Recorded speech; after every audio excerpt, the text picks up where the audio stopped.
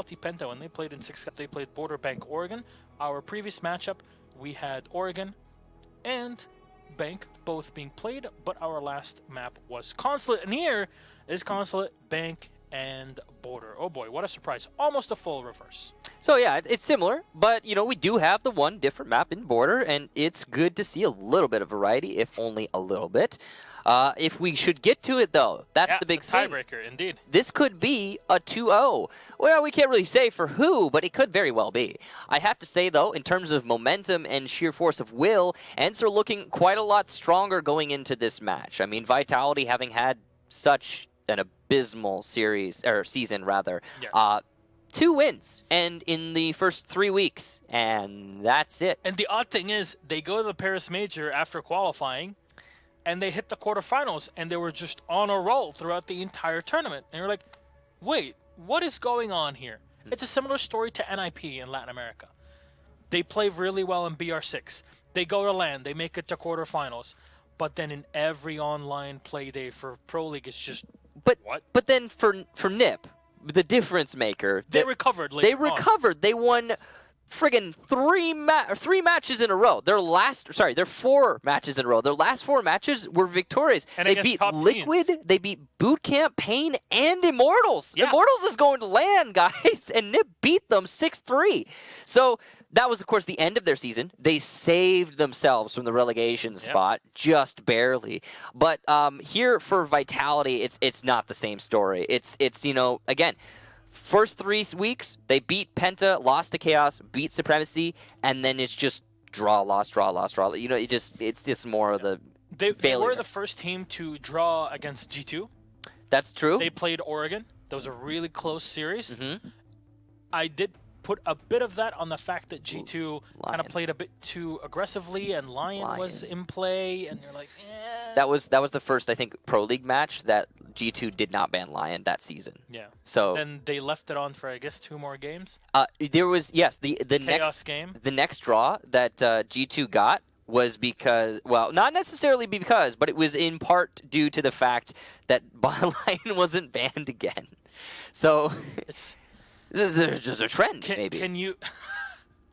It was I'm against no Mocket. statistician here. It was against Mocket. Yeah. So, and that was actually a fantastic game. I recommend everybody go back and rewatch Clubhouse. That's fun to watch. I was watching it last night again, third time actually, and there was some interesting spots. I really hope that we were getting Clubhouse, because there's some spots with the yokai drones that are fantastic. Baka Brian has some very interesting spots to set up his yokai drones, and some of them involve a bit of how do you say? I'm only gonna say light and shadow play. Oh, yeah. Mm-hmm. Yeah, okay. And that's the teaser. That's up to you to go back and rewatch them. Watch Learn the from match. it. So many people ask us, how do I get better? How do I get better with my squad? How do I start playing in Community Cups or Go First? Watch Pro League. That's number 1. Number 2, listen to what we're talking about. And sometimes we can't even grasp everything that's happening in rounds, as we were talking about in our previous matchup between ENCE and Team Empire. We're like, if we only had like 5 minutes after every round to just go through everything, go through the motion, because there's so much that happens that we can't just catch up to, because Siege has so many minute details to look into every time. Yeah, new Pro League rule set, pause after each round, and then we review the replay, and we pick apart everything for 5 minutes. Yeah, that's every round. Ship it, we're good. Mm-hmm. Admins, League Ops, Ubisoft, thank you very much. It's set. No, but it would be an analyst dream. In some matches, it's definitely something that would be you would dream about. In other matches, it would be something you would absolutely dread, because there are matches that don't deserve that. Can we just skip through it? Yeah, I mean, we've had those. I mean, they exist, and sometimes it comes down to one team not really putting their all into it, and sometimes it comes down to you're outclassed. You're outclassed. Yeah, I mean, it's pure and simple. But that's, I think, the beautiful thing about the relegations, because first of all, there are very few circumstances where somebody's just outclassed. Yeah. Second of all, and this is more important, I think, every single team in these relegations is fighting tooth and nail. They're bringing out all of the stops because they really want to be in Pro League for 6 whole months. They don't want to be waiting. Nobody wants to be waiting. No. And again, there's 2 opportunities for the Challenger League teams, 1 opportunity for the Pro League team, but it's still so tight. You really, really need to seize the opportunity presented to you immediately. You don't want to go into that second map. I mean, we talked about it every relegation leading up to this one in LATAM, in North America, and now here it's the same deal. ENCE is getting a second chance, but it's a second chance, and they're already expended, man. They went 3 maps against Empire. That's a long slog. Now, again, this is something rough. I think to play devil's advocate in this one is that ENCE are still an extremely experienced team. True. They've been, again, the only 3 lands that haven't actually. Yeah, they haven't been to Paris Major. They haven't been to Rio. They won't be in Rio, obviously, and they also haven't been at Atlantic City. That's only 3 that they've missed. That's it. 3 majors. Yes, and then 2 dream hacks on top of that. But that's both dream hacks that were in North America, and the one that was in EU they went to. Other than that, they've been to every single event. They're still one of the most veteran teams, period. Yes, they have experience. They have players that have a ton of skill. There's new blood on the squad. You have Sua, their analyst. You have Protax as well that has previous Pro League experience and a lot of experience in terms of coaching as well with the squad.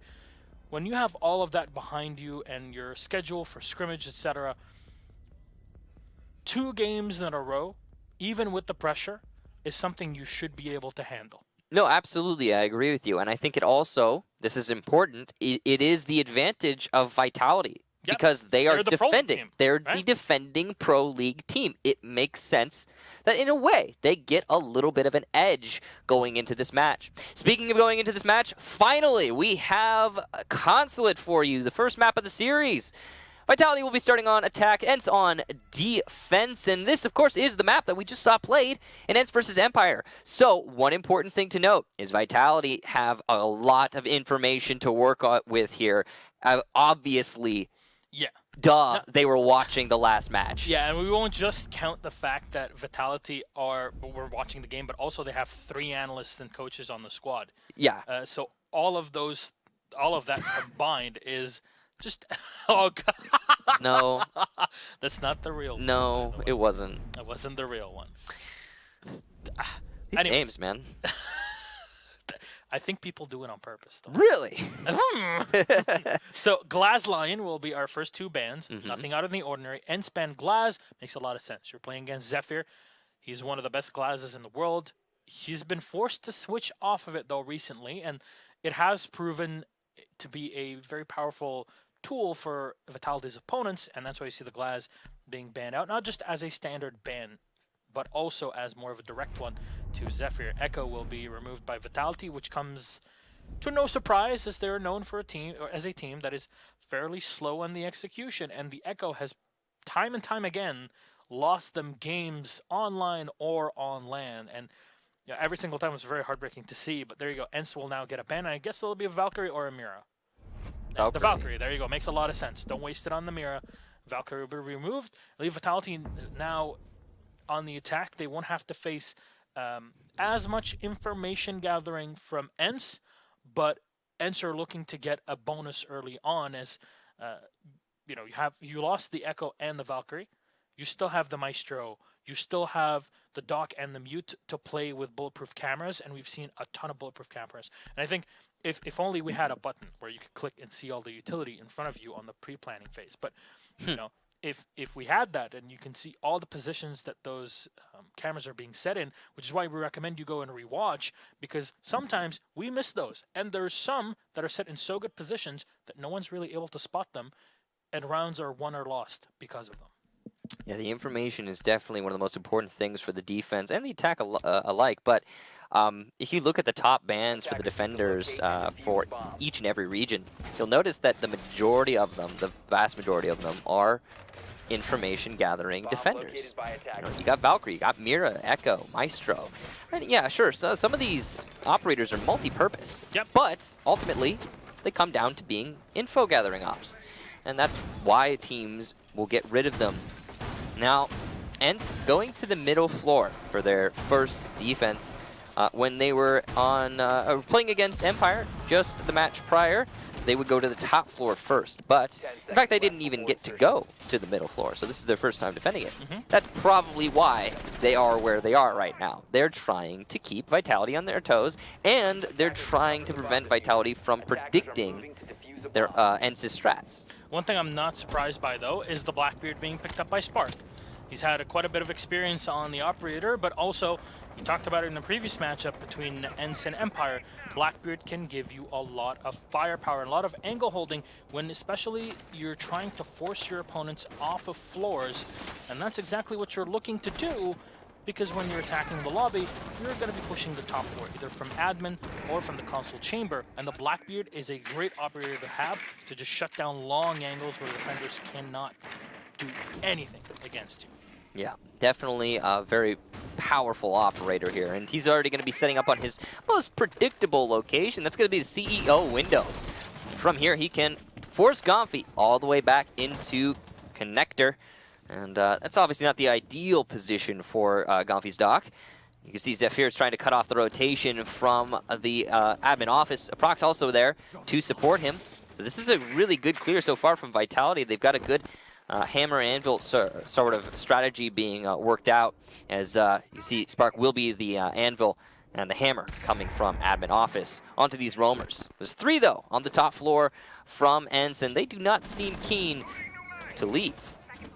Yeah, I see Blackbeard has taken a bit of damage early on as well, so just a bit of fire and shot onto him. But Day will continue to open things up with his Exkyros, and they'll have line of sight now into the projector, which should force Boonsy out of position. There you go. He'll drop down to the lobby, and there's nobody to contest him here because your focus is on that top floor. Now, ENCE Minimum are looking to keep their players alive and burn maximum amount of time possible. That's obviously their best case scenario, and Gomfy is going to stay upstairs as long as possible, and he'll nab the first one. The Blackbeard being taken down. Wilkie from the back, though, in the castle.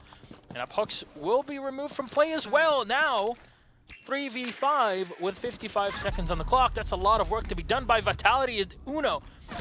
They'll be successful in the run out onto Zephyr. Gomfy spraying in, but he'll lose the fight. He can pick himself back up. Bearing 9 for Bride, but he goes down! Gomfy puts himself back up, and Bride will go down. Beautiful play. The Bearing 9 definitely not working out at all in this current metagame. P229, people, that's the one. Rafal will come in, as already Gomfy has boosted himself back up to 50% health. Rafal will have to recover the diffuser, but he's already under fire from the opposite end of the hallway. And he takes damage. He's trying to use the X-Kairos pulls to his advantage, but he finds the headshot. Shot they down, but Wilkie will refrag. Coming in from the side, Rafal will go down, and ENCE. What a dominant first round. All right, so I'm about to bite into Vitality, and I feel bad about it. I do, but duck and cover, people. Let's get this out of the way. Vitality there took the entire round to not clear the floor above the bomb site. And okay, ENCE is pretty stuck into that top floor. They want it. You know, they're gonna roam hardcore. And yes, Vitality, well known for their slow strategies, but that does not work anymore. It doesn't. It hasn't worked for a long time. That's why Vitality had such a bad season. They haven't changed their strategy. This slow clear, this slow push thing that they do on attack every time cripples their attack half. It's consistent. You look back in their past matches, it is a reoccurring trend. That round came down to the last 10-15 seconds before the last Vitality member died, and they hadn't gotten past the admin office. There's nothing else to say. ENCE now going to be going on to the bottom floor after successfully defending the middle floor from the top floor. Yeah. It shouldn't happen. I know. That's the roamers are supposed to fall back in stages, but they didn't need to. Yeah. Because Vitality didn't pressure them. And they could have cleared out the top floor in those last 40 seconds, but just I really have to blame it all on the Bearing 9.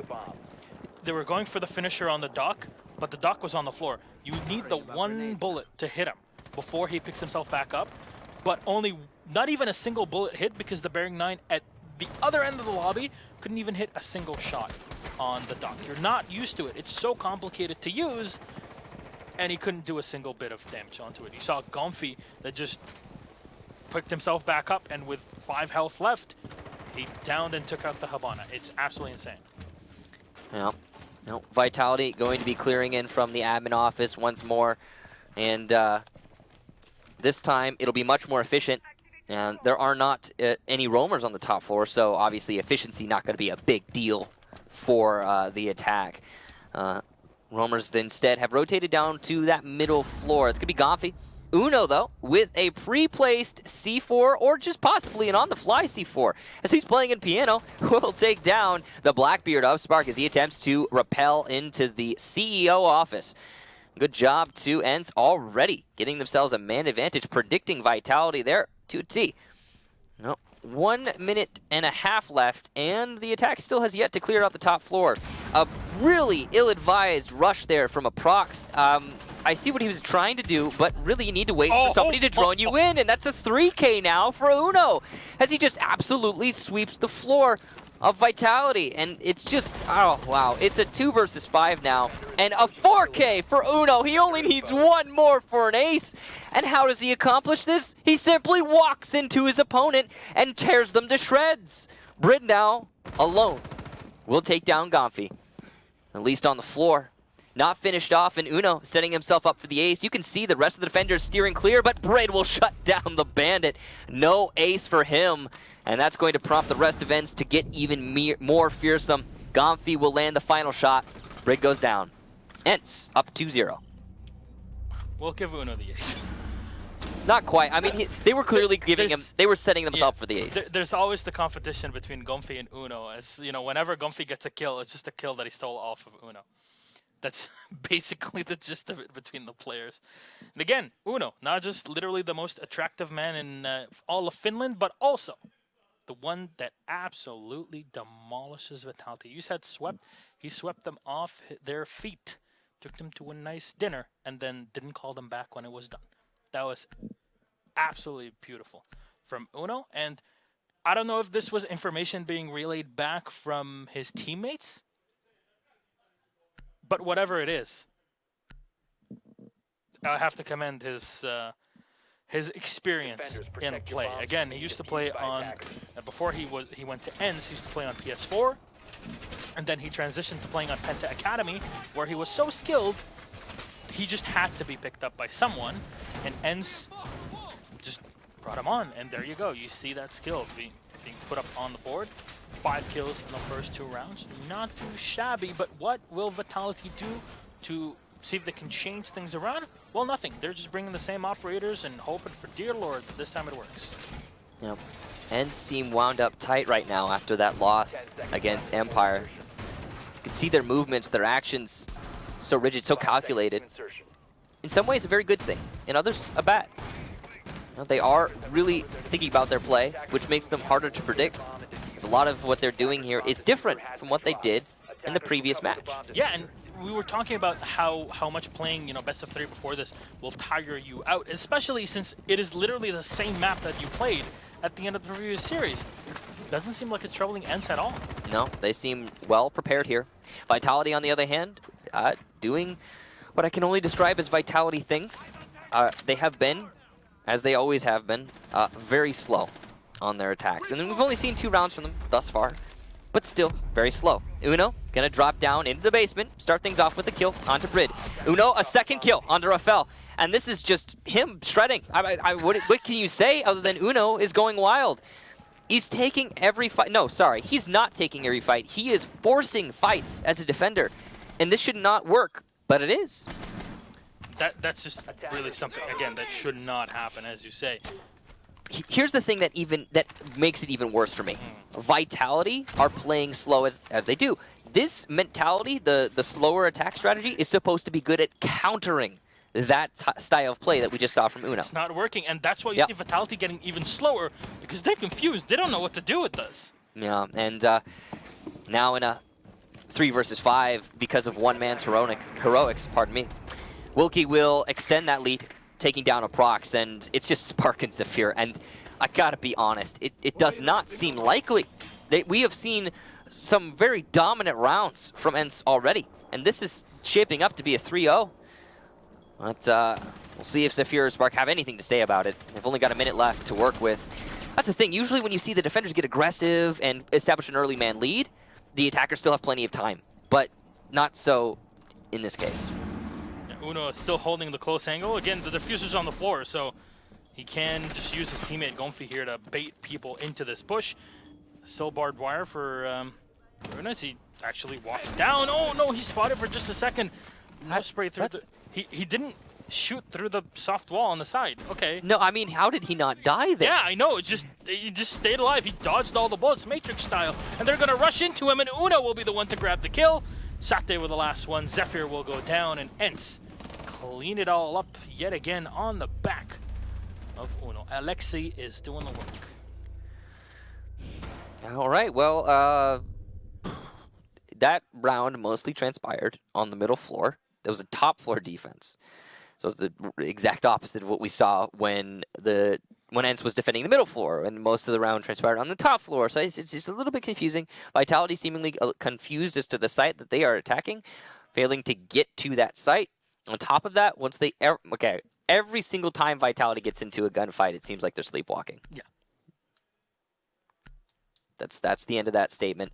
And it's now up 3-0, and looks like we're going to lobby. All right. So after successfully defending all 3 of the standard bomb sites on this map, they will go back to their first defense. The question is, when will Vitality show up? Because they're not here right now. Yeah, right now it's just slow cooker here.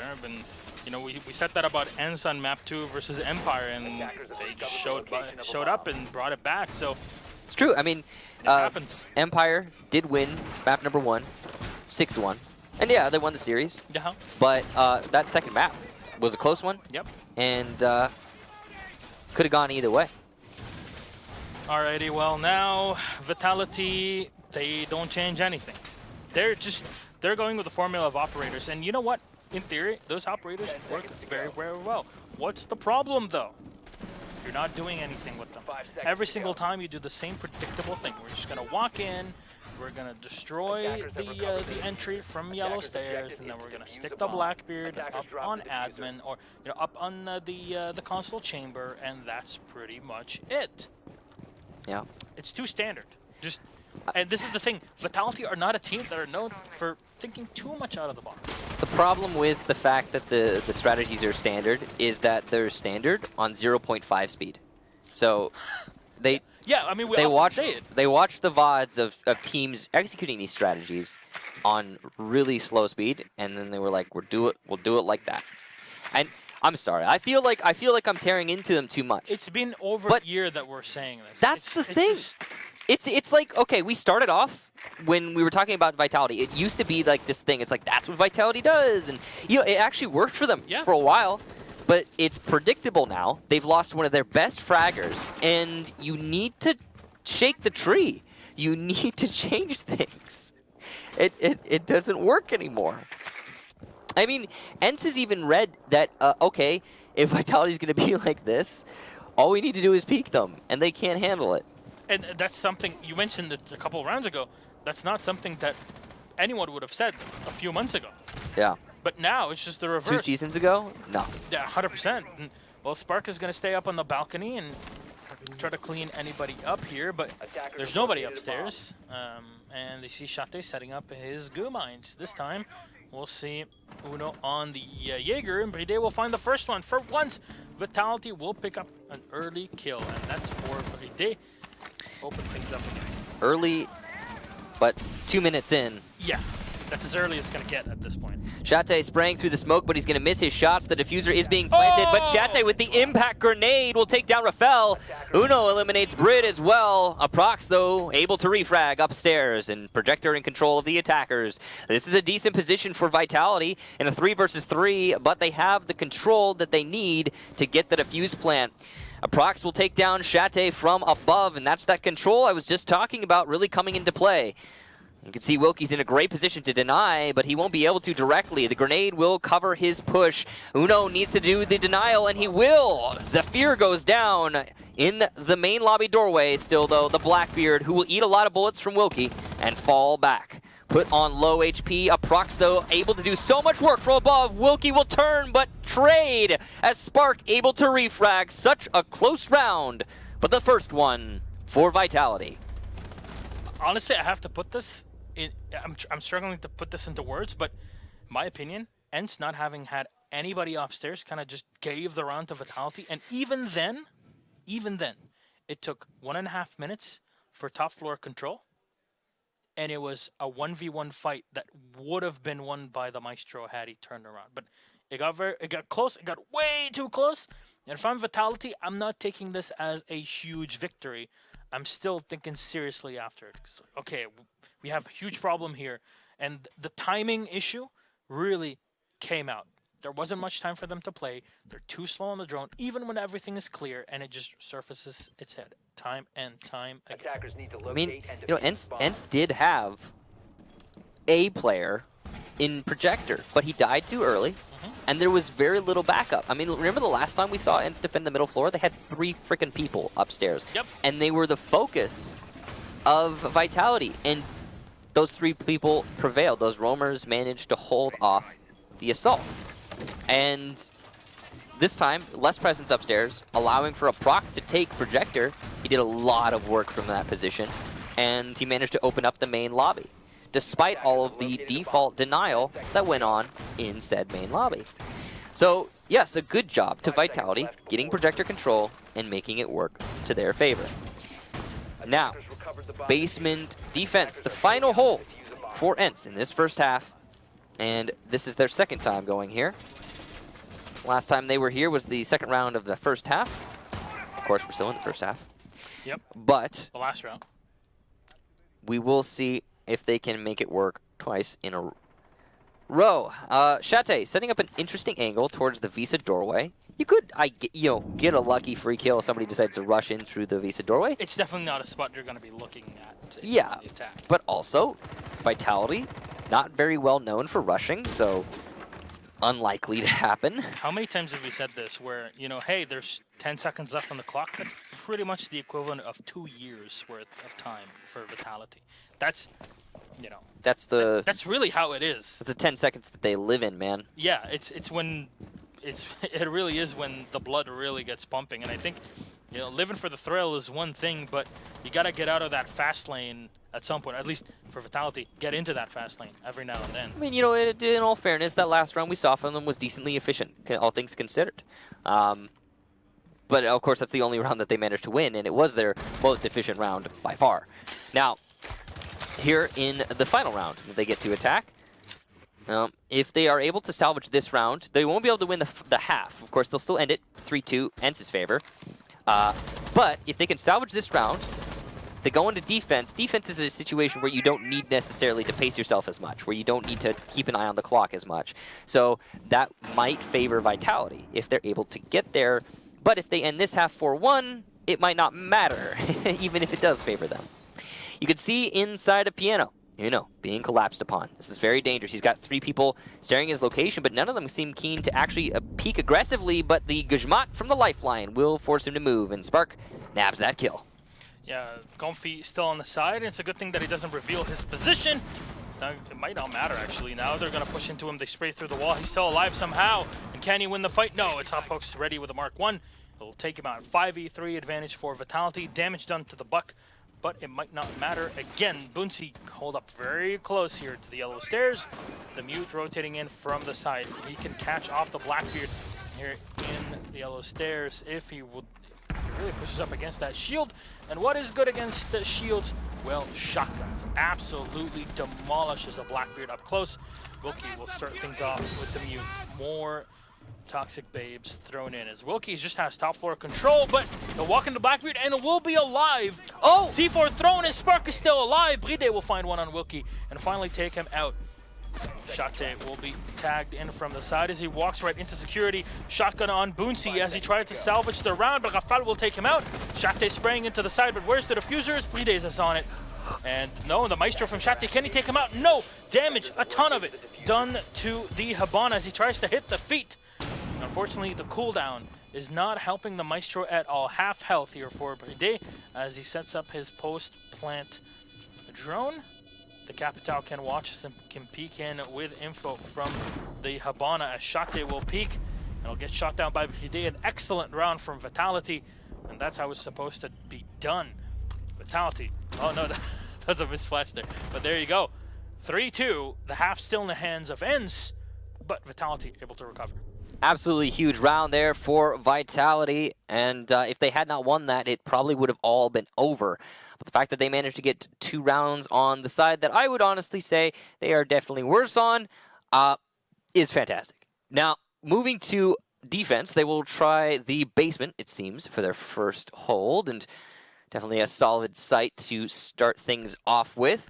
You can see the double hard destructor coming out from ENCE to try and just to keep on their toes. Make sure they have everything accounted for. You don't ever want to attack the basement and not have the right tools for the job. Clash actually being brought out here from Vitality. We haven't seen a whole lot of her recently, but tool that Rafael is going to try and use. I like to see that. The last time we saw Clash played was quite a long time ago, if I recall. It was played against Vitality. I don't think we've seen it in the relegations, though. Not in relegations. Yeah. I think she was used once, maybe in all 6 matches at this point. But she was even banned during some NA matches. So, yeah, it's there. She was played against Vitality. It was on Oregon. Chaos absolutely demolished Vitality using the Clash, putting her in tower on T3. Again, you want to learn how to Clash? Rewatch that game. It pretty much shows you exactly how you should be running it. However, since then, the Clash has received a nerf, which means you can't play the aggressive way that you could before, because you could insta-switch basically between your shield and your SMG, or your pistol, whichever one you choose to have. Here, it takes quite a while to switch between the two, and if you're zapping your opponents and the attackers, they die behind cover. Half a second later, they're back at full speed, not like before with a 1.5 seconds. So it's a huge nerf. I think it puts her a lot more in a balanced position compared to where she was before, especially in online play. But there you go. She's going to play here. We'll see how well she's going to be set by Vitality. Again, the Mira being played by the French squad. Opportunity missed there from Uno. Could have potentially put his team ahead by 1 kill, but he missed the shots. Bad timing on the drop, it happens. He's still clear. Pretty slow clear here on the top floor. They are being thorough. However, it does kind of reflect somewhat what we were seeing from Vitality earlier. Slightly more efficient thus far. They've gotten a lot done in the time, all things considered. But got a long task ahead. Shate going to see the rotation there from the Jaeger inside of Piano, looking for the angle. There's a lot of roamers there on the middle floor, so good that he didn't decide to drop. It would have very likely been suicide. Twitch in play means he's going to be able to counter the mirror windows directly if given the opportunity. Shate, speaking of opportunities, given one onto Spark and will land the shot. Really poor position there from Spark. The mirror window inside a bathroom has been opened up by Uno, and the marks are going down onto the Ella of Zafir. So this is excellent coordination so far from ENCE. That's a shotgun Ella. That's a shotgun Ella up close. Oh no. She can do so much damage. That's scary. We've seen how Millennium play this specific operator with the shotgun. This might really turn into too many losses from ENCE should they choose to engage our Polish operator here in the bathroom. It also seems that they have not droned out the mute inside a Piano, which is dangerous. They are not aware of his position there, expecting only the Ella to be inside of the bathroom. But, oh, they will start checking the angle. Very good. If the mute is left to his own devices, he will very likely do a lot of damage from behind. Shate needs to drone this out thoroughly, and he will. The mute is spotted, the call comes out, the pre-fire through the wall, and the final headshot onto a prox. All done by Shate. Well-conducted assault onto the middle floor, but only 35 seconds. And what are you doing? Zafir starts pushing up the yellow stairs, almost exposes himself to the yellow stairs doorway. That was very dangerous. Rafael with the shield up, trying to hold the push from behind. Uno, though, has worked his way towards security hall and will find the Mira and land the shot. Wookie takes down Zafir. It's all up to Rafael. A shield against 4, no, marks that 5 It's not going to happen. Chate finishes him off. A perfect round for ENCE. Yeah, that's a very efficient attack. There's not much that you could have done there, especially at the end. If you're a Vitality, I commend the Clash play, but they basically just had her in cafeteria for the whole round and did nothing with her. I have to question it. And I'm not sure if ENCE actually did drone out the Ella there. I mean, they saw her, but I don't know if they went back in to check that she wasn't in there. No, actually they did, because Chate was in there. So yeah, they saw that the Ella was clear, and there was nobody in the bathroom. Went in, they got the kill on the mute, and then it was just normal execution after that. And they had the garage open, so they just walked in from it and engaged as well from the hatch where they had the advantage.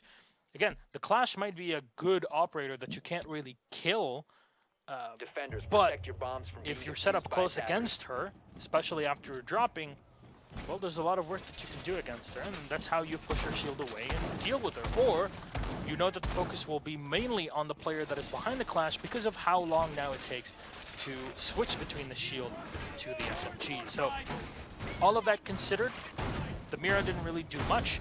The window upstairs in the bathroom was popped pretty early, and the entry frags and then the follow-up from Chate were excellent.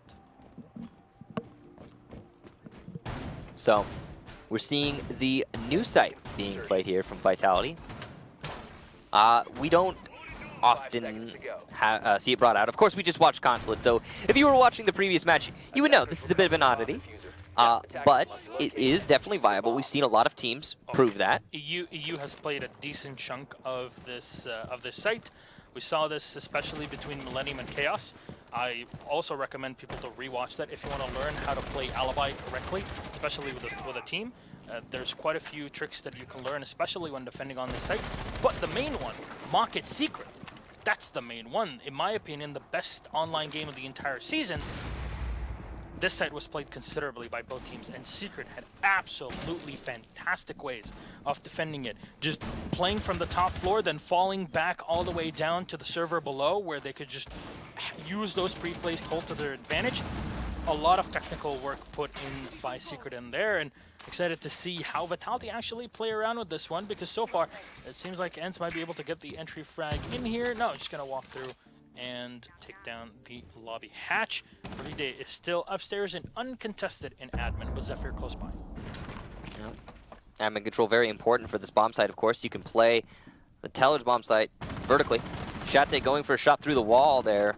Will not land any of them. Spark able to fall back, nice and safe. ENCE have cut off a good swath of the map, but they haven't really dealt with any of the key locations.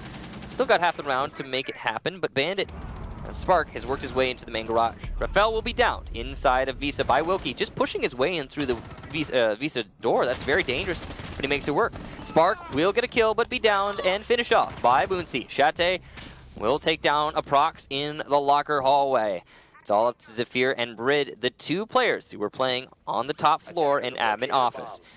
And Brid will miss a few shots onto Gomfi. There's an opportunity missed. And he moves his way into Visa, a better position to play as a smoke, but will drop down and land a shot onto the attacking Thermite. Chate will finish off Brid, though, before he can take down the Thermite all the way, leaving just Zephyr on the spiral stairs. And he's shut down by Gomfi, and take the round. We're on match point, 5-2. Yeah, that was a pretty great execution here by ENCE, I have to say. They had no troubles at all moving through Vitality. And it's like Vitality, the problem is they're never really pressuring ENCE, are they? They're just sitting back and waiting until ENCE walks into them. And the thing is, when ENCE are using their utility correctly, you saw the drone, Chate droning in both Uno and Gomfi that both dropped into cafeteria and instantly cleared out anybody playing in there. It's just, in general, you're not reacting to your opponents fast enough. And I don't know if this is just the playstyle or Vitality just aren't able to communicate correctly between one another. And, you know, maybe it's the fact that Aphox is a newcomer to the squad. They haven't adjusted to it yet.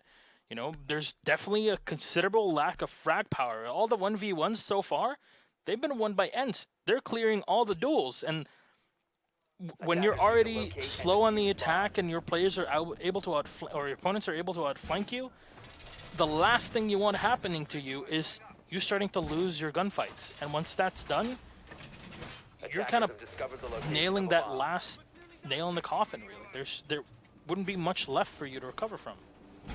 Yeah.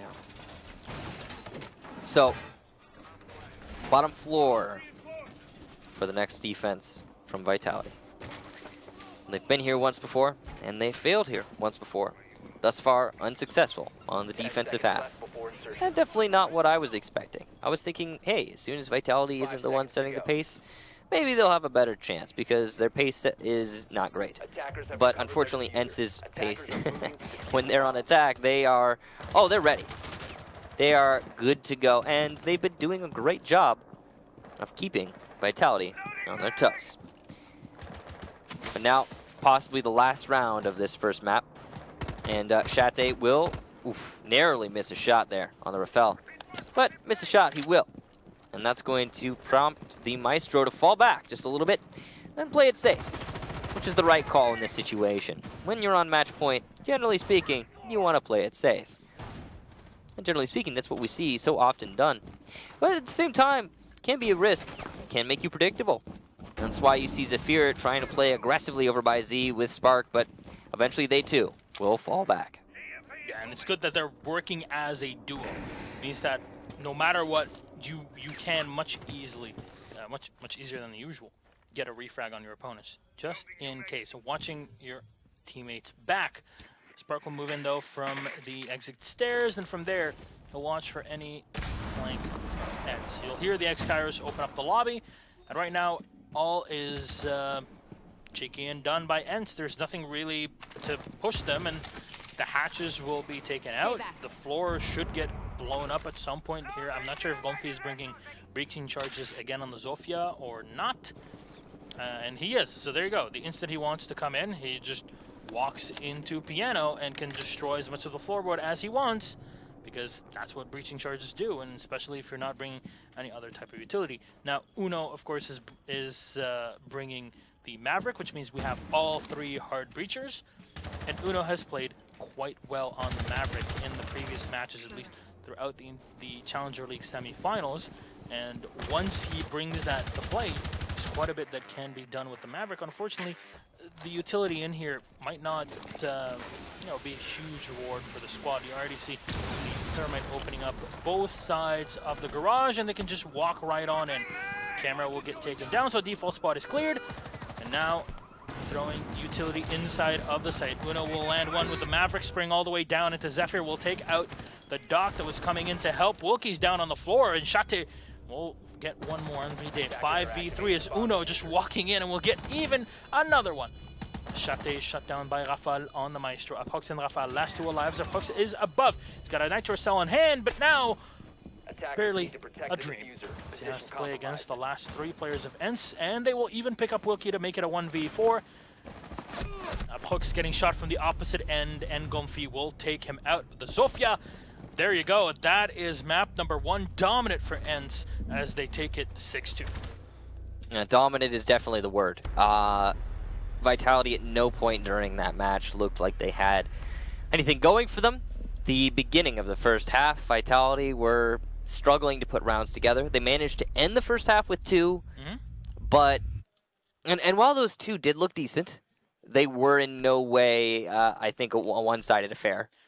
No, they were close. There was one of them. So the attack onto the garage was fairly well executed. Okay. However, the push on the lobby was way too close for what it was supposed to be, especially with the opportunities that were basically presented to Vitality by ENCE, at least in my opinion. But in here, ENCE will take the first one, 6-2. That's a reverse of their the scoreline once they were playing against Empire in the match previous to this one.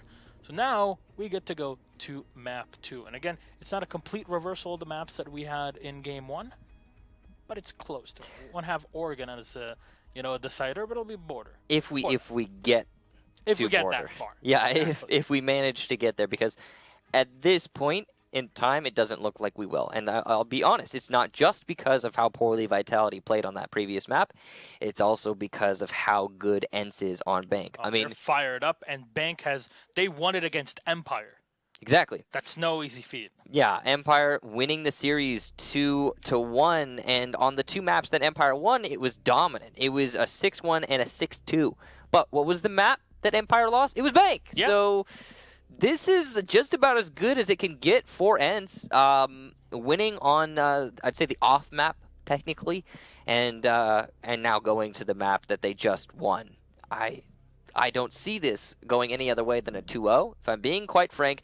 And if it does go that direction, it would be the very first time we will see a Pro League team be relegated. In the North American and Latin American regions, both of those Pro League Pain teams, and Noble. Pain and Noble, in the relegation position, managed to retain their spots.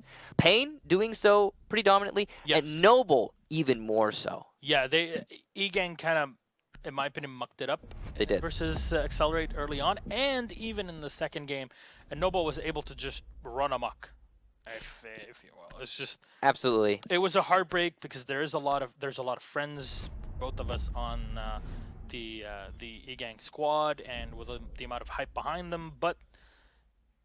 You know, hype and clout don't win you games. Right, and Noble differently. I think they looked a lot stronger 100% than they had in the actual regular season. They did not want to get relegated. They were like, no. One thing to mention, though, Vitality, this is the odd thing in reviewing Vitality stats, similar to NIP, is that they lost this against Supremacy 6-4 in play day 13 of Pro League. But then at 6 Cup, when they played on LAN versus Penta, that was the map that they won against them in the semifinals, 6-3. I think there's something to be said about playing your regular, like, scrim partners, your region members, you know, the other French teams. Yeah. It can be a little disorienting. It's the same thing for North American teams at times. Like, we'll see, for example, in the Rogue EG matchup, right? When Rogue plays against Evil Geniuses, 9 times out of 10, Evil Geniuses wins that. And I think I think it's kind of like a pre-understanding. It's like, okay, this is the team that we struggle with in North America. Whether or not it's conscious or subconscious, that's a thing that happens. It's regular. It's consistent. It's measurable. I'm not just saying these things. Of course, it's not a one-sided affair all the time. Yep. I'm not saying that. I'm just trying to give an example here. But when Rogue plays against other regions, other teams who you would think maybe would give them more a struggle, they can perform a lot better. And that's, it's sometimes it just comes down to your proximity to the teams, how well these teams know each other. And yeah, when you're a French team playing against another French team, I mean, that's about as close as it gets in terms of how well you know each other. It's why even to this day, a team like G2 will say that one of the few teams that can actually put up a hard fight, even for them, is ENCE. Yeah. Because they are huge scrim partners. The same thing between ENCE and teams like Millennium, for example, where they scrim fairly consistently. Same thing with Mocket. These are a few teams that scrim fairly consistently, and when you know a lot about the patterns, not only in professional play and reviewing your opponent's matches, but also when you scrim against them fairly regularly, that's just another layer of information for you to go through, and that's something that you can't always incorporate within your analysis and calculations of how theoretically a match should go. And again, it is all theoretical. Yeah. Anything can happen. Of course. We're just we're doing our job. We're speculating. We're doing analysis. We're going back and forth. We're having a conversation. Yeah. It's normal. It's what normal people do. Not quite conjecture, but in that territory. Yeah. We work with what we got. Now, ENCE, basement defense first round. And that makes sense. I mean, it's Bank after all. We will see Vitality attacking first, as they did on the previous map. And I got to say, again, I don't think this is good for them. As it's, I mean, I guess no matter how you look at it, it's not going to be a good situation. Vitality are slow to set the pace. ENCE are fast to set the pace. And while, Vitality has the ability to anchor down when they're on defensive half, they still have to deal with the ENCE powerhouse. Now, 2 maps in a row, ENCE ban the glass. This forces Zephyr off of his normal role. Of course, it is a very targeted ban. And this time he's playing the Dokkaebi. It helps him a lot in operator clears. But even historically speaking, throughout even this entire season, that Vitality haven't really had the best time on, That's why they're in relegations, by the way. He played a pretty mean Dokkaebi, SMG 12 or CZ75, and it's a lot of work that that was played by him. So his roam clear potential is definitely there. His timing on the calls is there, but ENCE are not going to risk any of that and just going to stay on the site. And even with them not doing a single move, we're at a minute 17, and right now the Skylight hatch is being opened. So, yeah, this is what we've talked about time and time again, and I will repeat for those of you who don't know Vitality. They're slow to attack. They're going to start clearing their way into server, though, with a minute left. And there were no roamers. There were none. Nothing holding them up. They just took a long time. Is that Golfy on the smoke that's playing by the server? It looks like it is. Spark will finish him off, and, well, they've done it. They've taken down a smoke, and they've cleared out server, which, you know, both of those very momentous things, but you add them together, and it also means that the site push, when it eventually comes, will be so much easier. But made more difficult by the Evil Eyes and Wilkie's use of this heartbeat detector.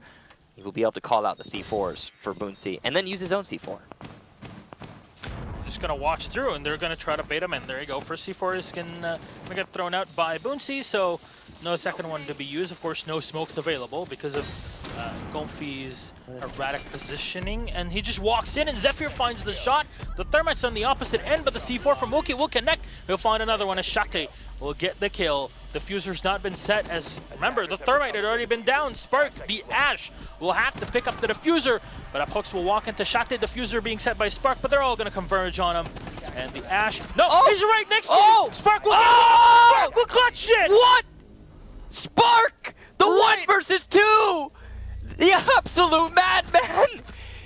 How does that happen? A shocking clutch from the Ash. Up against the bomb, hugging it tight. Wilkie checks the wrong corner. Shate does too. And it's a vast communication from ENCE to allow Spark to just frag out in the perfect moment. You can't take anything away from the man. An excellent flick. And the round goes to Vitality.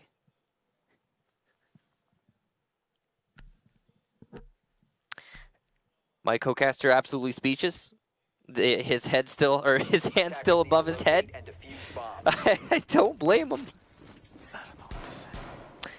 I don't either. I mean, other than what's been said, it was an impressive clutch. 3 kills for Spark, 2 of the most important ones. Fair enough. Fair enough. What? This is again. This is Bank with Echo Band, so Vitality don't have to deal with that, obviously, which is a great thing for them, as we saw there at the end. The Thermite walked into the site, stopped planting in the default spot, and then instantly went to the other side, then died instantly from Wilkie, who threw out a C4 into default spot and actually got a kill there. And then got a second one, of course, so that's the 2K for him after it. The Ash then goes, picks up the diffuser from the other side of the room, walks back into default, and then decides, you know what, I'm just not going to plant here. I'm going to plant right next to the desk. And somehow, the head wasn't seen, especially not by any Evil Eyes, if there were any left on the site. Wilkie, no heartbeat sensor, jumps up. He rushed it. You know, it was the 0-0-0 that got him. He got a little ahead of himself. He thought, hey, you know, he's holding up the round with the diffuse plant. I need to stop it. And he didn't think about it appropriately. That was a beautiful shot from Zephyr. Yeah, that's what he's been doing fairly consistently. Even if you look back at LAN or online performance, Zephyr will rappel up and find a kill early on all the way to the top floor. There's not much that you can really do against it, but at this point, if you rewatch him, you'll know that this is the pattern that he always followed. And this is the thing, for me, is that Vitality are very easy to learn how they play. To predict. Yeah, they're very easy to predict. That's right. And, yeah, I suppose the optimal counterplay for me would just be to not play that position. I mean, it's a very powerful one that Shate was playing, as you control the hallway, but it also leaves you exposed to Zephyr. Clear. And there you go. Man advantage early established. Wall's also going to be opened up from the square Skylight. That's a good avenue to now push the site. And Goffy going to eat some damage over by the main lobby. Spark will take down Uno. And what is this? What is happening? Is Vitality gunning for map 3? Because it certainly seems that way. Goffy by the main lobby will lose a fight to Brid, who's coming up the main stairs. And now it's a 2 versus 4 after Wilkie able to get the first kill for his team. We've seen crazier clutches from ENCE in the past, but this does not seem like an easy one for them, as they have to tap away at their phones to make the buzz go away. Gas canisters to delay the push in through the opened avenue from Square Skylight. A nice peek onto Banana from Wilkie, also delaying the push up the main stairs. He's got some great game sense working in his favor here, knowing where the push is coming from. Rafael will finally finish him off though, and that's the Thermite pushing his way up the main stairs. Boonsey now the last defender. He's missing too many shots from the SMG-11, and he will die eventually to Zephyr. Vitality take another round. That's 2 in a row for them on Bank, and it looks almost as if we're going to get a map number 3. We're still 2 rounds in. We also haven't seen a single match without a map number 3 in the relegation. That's a very good... I don't think. Pain did take it 2-0. Maybe yeah. No, you're right. It was Pain versus Guidance, and it was a 2-0. But we didn't see Border. We saw Oregon and Bank. So my mistake. This would be... But yeah, after this start, when you're playing defense, sure, Mira and Echo are both banned. But, you know, I don't know if that first round has had that great of an effect on ENCE. I think it really, to some extent, tilted them off the face of the planet. So... It's possible. It might take them an extra round to just recover mentally, because this is really something that weighs on you psychologically. Yeah, it can be rough losing those 2 rounds, especially against a team that you dominated so one-sidedly in the first map. But again, we've seen this before. We saw it in the previous match. So don't count out Vitality just yet. A lot of beautiful shots from Vitality in that previous round, by the way. A big part of why they were successful in that round was ENCE just leaving themselves exposed, and Vitality just, yeah, hey, look, kill, I'll take it. Free kill, what the heck. That's, yeah, props to Vitality for seizing those opportunities that ENCE are presenting. ENCE needs to really lock it up, stop playing a little as loose as they have been, and start focusing a little bit more on winning these rounds instead of on locking out this series. You got to take it round by round. All right, well, Up Hooks will start things off here in the back alley, just walking in. Take your time, you know, you're going to attack the same site again, so it shouldn't be too complicated for the team to go through. Again, I have to commend Vitality on their attack. Zephyr's early pick is always very impressive, because he has so many repelling positions along the outside where obviously there's so many windows that you can use to your advantage. It's just very difficult to find an angle, especially one that is premeditated against a team like ENCE, but sometimes that opportunity is presented, and you know what, Vitality are known as just holding an angle for 2.5 minutes, and they'll do it if they need to, the Madmen. Yeah, it's a good thing to point out is that this map has a lot of those long angles that will actually work in Vitality's favor. If ENCE walks into them, or if they continue to walk into them, then this could spiral out of control. Now, seems to be a main lobby focus push from Vitality once more. They've done this before. They did it in the previous round. Worked out for them last time because they were able to get a lot of picks onto the people watching the main lobby from the defensive side. But those picks have not happened just yet.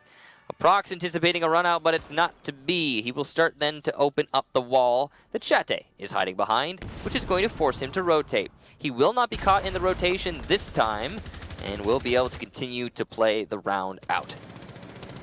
Day in the meantime, walking in from the bottom floor, and Up Hooks again will open it up. It's Wilkie to go down, and the castle this time won't be alive to save the day, but maybe this is what Wilkie wanted. He'll be set on that IGL roll and holding on to the cameras. Of course, bulletproof camera has been set by Gomfi, so they have an extra angle, and you see where Zephyr is. He's still holding that angle, like holding on to dear Lord. Fall back and damage done, half to Gomfi, but he's going to stim himself back up. That's his last stim pistol used up, and he'll set behind the conference room reinforced walls. You could see that ENCE are playing a lot slower than usual. They're not trying to fight the angles that Vitality are attempting to force, and that's going to slow down the Vitality take, which is obviously not what they want. But this is a good read from ENCE. Solid read. they've managed to keep themselves alive and delay the push quite a lot. Now, with only 30 seconds left, the attackers really need to get a move on. On Banana, we are going to see a player get lit up. That's Rude. Gomfi, some nice shots there, but he won't get the kill. Shate will finish off Spark after Gomfi downs him. It's good teamwork here between the 2-3 armors. Boonsy will be lit up along with Gomfi, now 2 low defenders. Raphael will take down Gomfi on the push into the site. We did see Brid get down, but he's Sophia, so he can pick himself up. It's just Shate and Boonsy in a 2 versus 4. Brid will cover the defuse plant, and Boonsy is now in a 1 versus 4, and the diffuser has been planted. It's looking so bad for him. With 25 HP, he has down the single player, but he will not be able to get any more. Raphael finishes him off. Vitality take the round, and that's 3 in a row. Vitality really pushing it here on Bank, and it looking very strong. 6 Cup was the difference.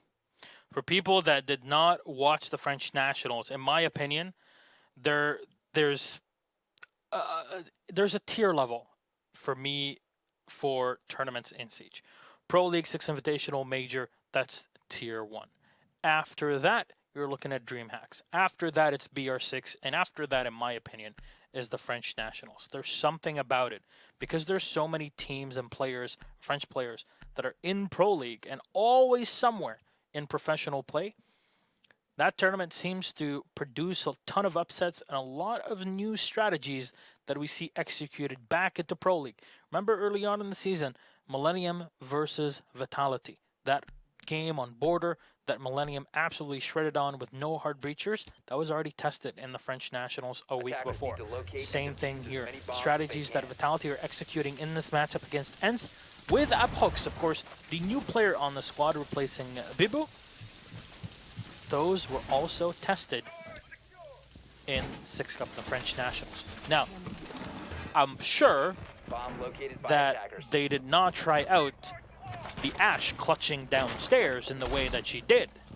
But, in general, strategies to push up to the CEO was definitely well executed, premeditated, and pre-tested. And that's how you really should be playing. You know, you use other teams, other tournaments to try out some stuff, and they're working. They're working very well, and ENCE are really struggling to find a solution for Vitality right now. Yeah, they tried the aggressive strategy, then they tried the passive strategy. Neither have worked thus far, so they're going to attempt the basement once more. I think the real mistake that ENCE was making was going to the top floor, leaving themselves open to all of the picks from Vitality. Caused a bit of a struggle, and ENCE came out underneath both times. The bottom floor was, on the other hand, a very close round, and you know, you gotta admit, ENCE really should have won it, and I think they've got a good chance of winning it now, so long as they don't give away any early picks. And Gomfi seems keen to give away some early picks, as he is playing aggressively by the main stairs. Will fall back to the elevator to further delay the push, but again, big risks he's taking right now. He's got Boonsy and Wilkie to support him, and there is, in fact, somebody also inside of Tellers. So there's a good little network of defense here for ENCE, but still a risky setup. Interesting Claymore going down, but it actually will work pretty well.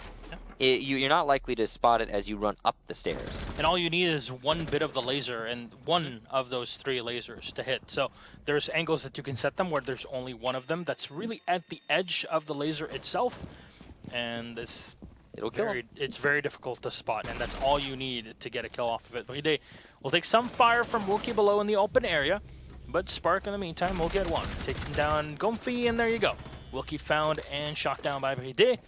It's now Uno and the squad of Shate and the Boonsy left alive. It seems like Boonsy is always, you know, drawing the short handle. There's Uno will just run out and get the kill on Spark. Full health still. This will slow down Vitality even more, though. Yeah, Uno doing a great job of roaming right now, but he will walk straight into Brid. And I got to be honest, I really do. ENCE, the mistake they're making here is just the roaming. Why are you roaming? Why are you roaming? Clearly, Vitality have been doing such a good job of clearing out your roamers. And that's why CEO was such a struggle, is because you were so exposed, and you're making yourself exposed to Vitality's style of play. And now they look to make it a 4-0 on the first half. So very strong here, Vitality. And ENCE really struggling. Server wall opened up, which is going to start off the gas canister daisy chain, and he's going to run out.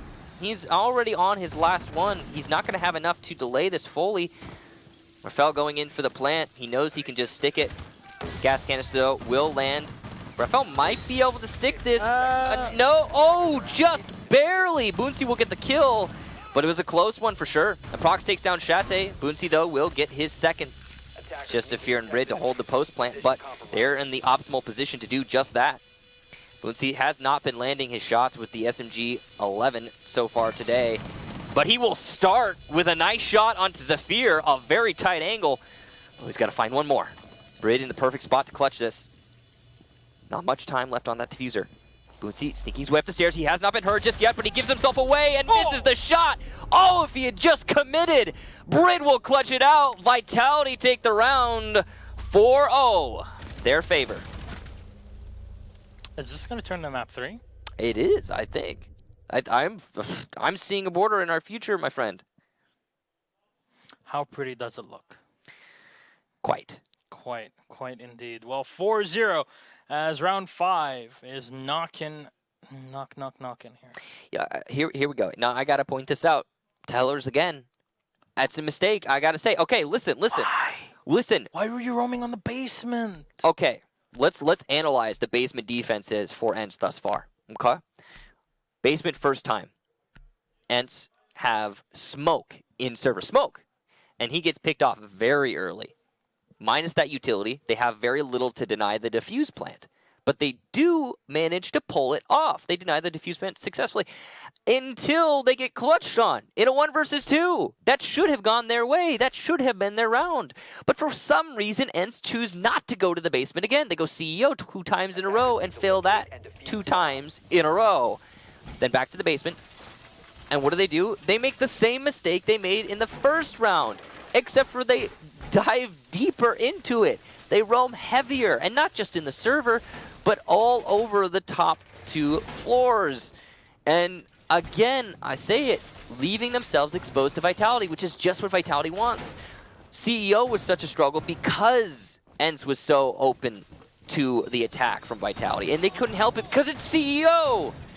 They're going to go to Tellers, though. And I feel like this is a much easier navigated site for anybody, including ENCE. This might be the one site that they need in order to get a round out of this half. But even if they do take 1 round, it's going to be hard to come back from this deficit. All right, well, Uphook's still on the same ingress here as he'll just be walking in from the parking lot, goes pick up the drone, goes back up, and will take control of Skylight.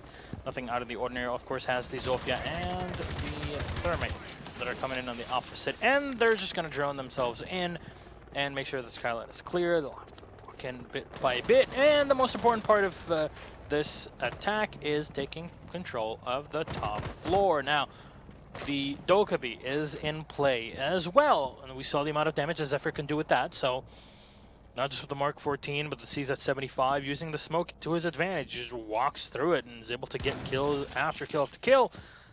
Wilkie still in open area, but this time he does have Uno to support him. And you see a similar setup from ENCE that we saw in their previous matchup against Team Empire, is that they run the soft wall from the open area office or small office into the archives, which means you can rotate back, but it leaves you fairly exposed to late round plays from your opponents if they're able to gain map control. And right now, Vitality definitely have the amount of control that they require. So there you go. Maestro, was that a Maestro camera? Or very likely a Maestro camera. Taken out, so Shate is forced off of it. Zephyr will continue to drone. And he's just in a safe position. Shate up close in the Teller's office. And so far, nothing really out of the ordinary. Standard Vitality will drone their opponents for the next half hour, and there you go. And you see there's a Maestro camera that's set up above. It might be enough to destroy that Thermite charge if Vitality are not watching it. And no, it will blow up the wall. So there you go. Entry into the hallway is acquired.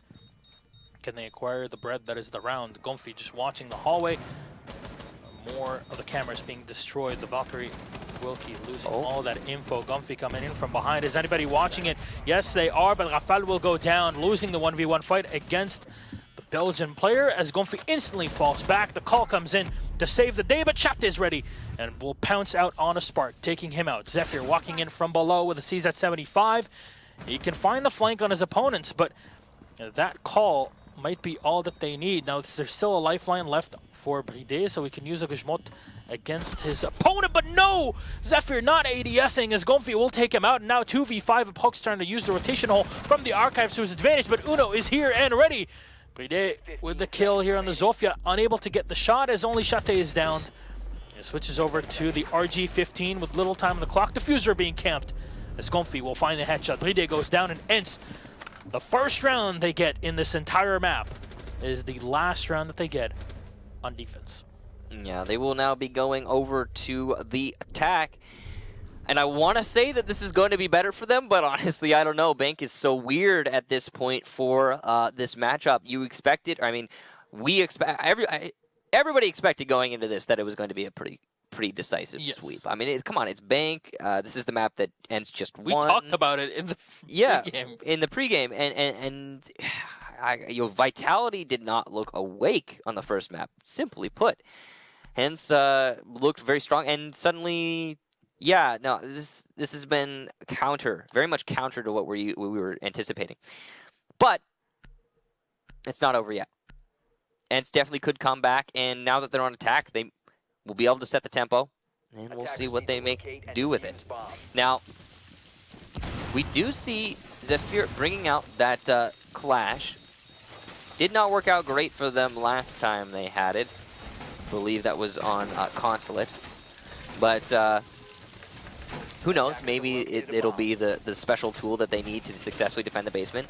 It actually might have really helped out ENCE, now that I think about it. Because the way that Vitality were clearing, they were just taking long angles and long fights. If you have a Clash there to peek those things for you and say, hey, he's over there, or hey, don't peek that, then maybe different result.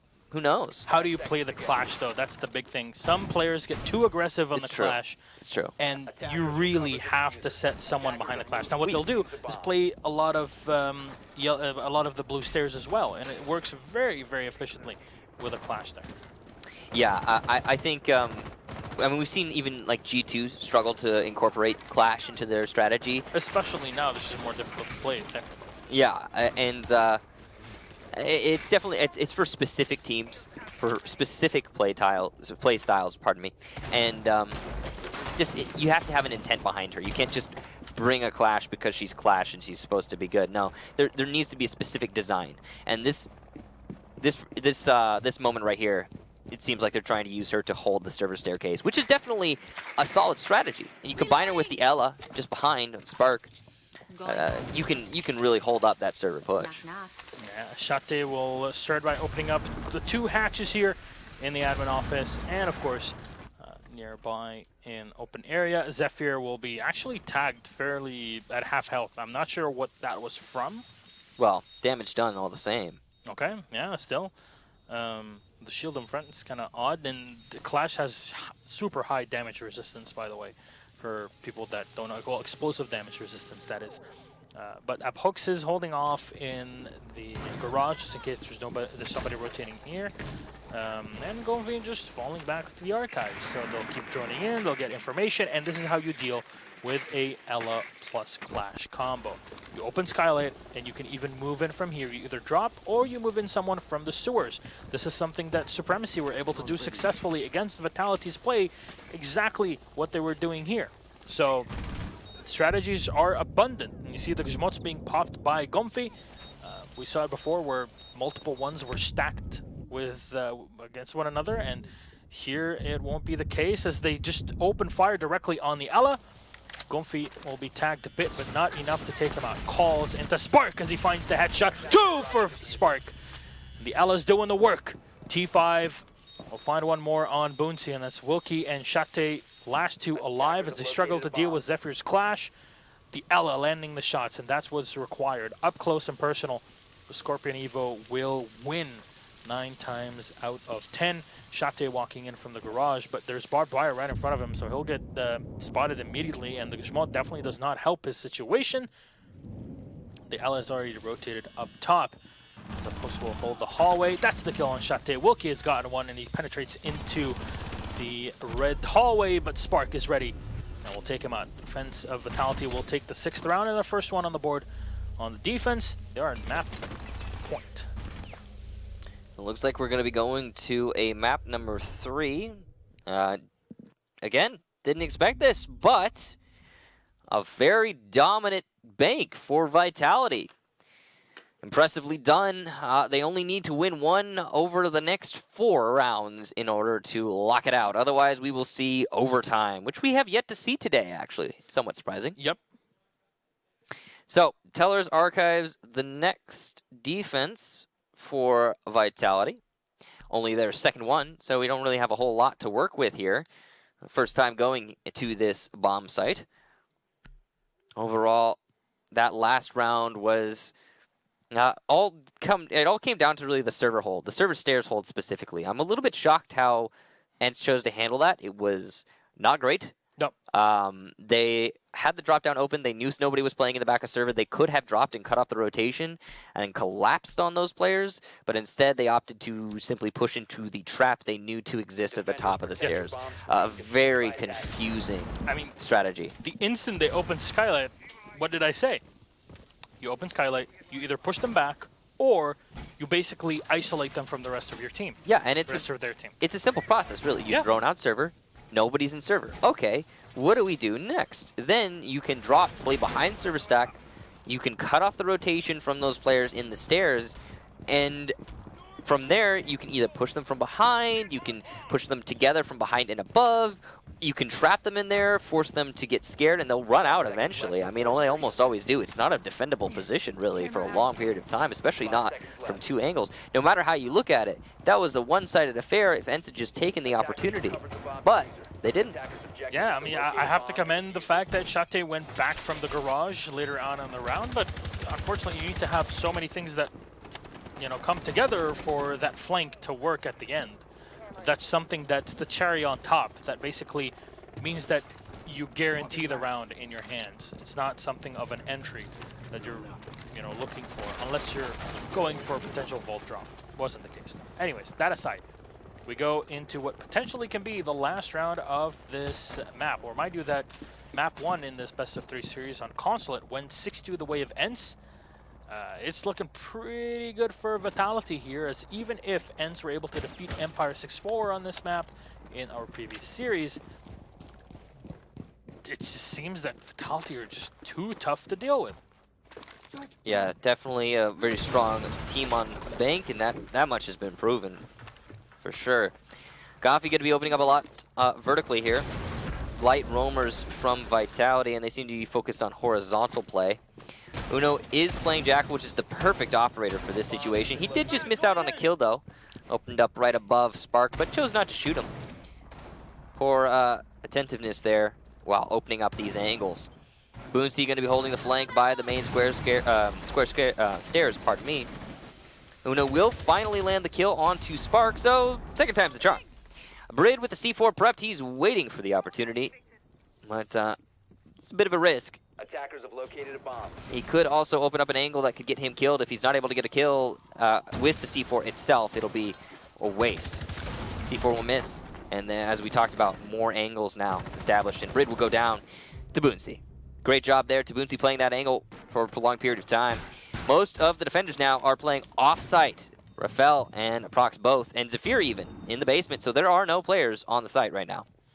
Yeah, Hooks for defense. He's close up on the castle, and Rafael is just going to watch the hatch, so there's not much manpower left for Vitality, and most of it is not on the site. The Jaeger will have to rotate back up through CCTV, and yeah, that's far away. And you see the Maestro having fallen into, he said again, he's still on open area, so he can watch the hatch, but also move in with the rotation hole into Archives. Zephyr waiting for an opportunity to pounce, but not not presented at all by ENCE. Just going to walk into Tellers and go for the plant, and that's the kill. Apok's taken out. Rafael is still alive, but to find the headshot on Uno. Still watching the hatch. Nobody coming through there. Zephyr coming in on the side, but is the last man alive as Rafael will get taken out and finished off by Gomfi. The Eager walks in, finds the headshot on the Belgian player, but Wilkie's ready. He'll trade off yet again onto Zephyr. Wilkie and ENCE will put the second round on the board for the squad. And is it going to be 6-2, 6-2? That's very possible. I mean, only time will tell. We could very well see the first overtime for today. ENCE definitely looked awake in that round. CEO, the next defense here. Again, the first time that we have seen this from Vitality. I think the real kicker here is that Vitality won't be able to defend the basement until the next round.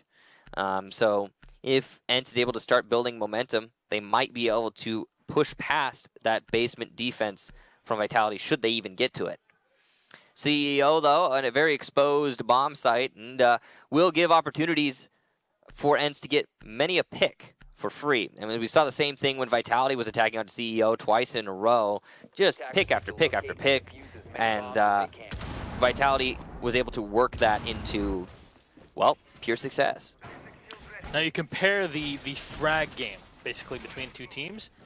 They're fairly equal, not too far away, which means that pure kills aren't showing the whole story for Vitality, which is a bit odd, because Vitality back in the day were a squad that would get a ton of frags, and yet still lose because of missed time. Well, here not the case. It's a complete reversal of the usual. It's very odd to see that it's just map dependent. Is it a mentality thing? Does it just take a while to warm up against, you know, depending on who you're playing against? I don't know. There's just so many variables that unfortunately we can't really account for, and I don't think even the players know how to account for in such a situation.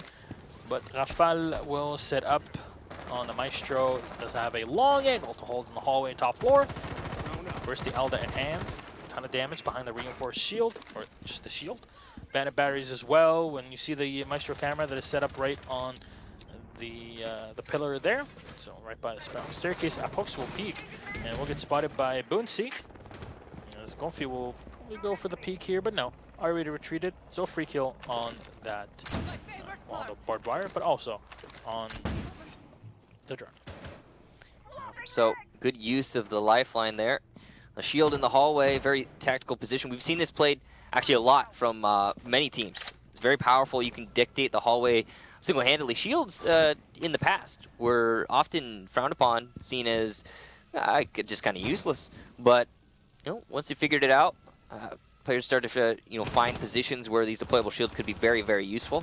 And this is a great example of one of those positions. The stun grenade is going to blind the Maestro, but will it be for long enough to get the kill? It seems not.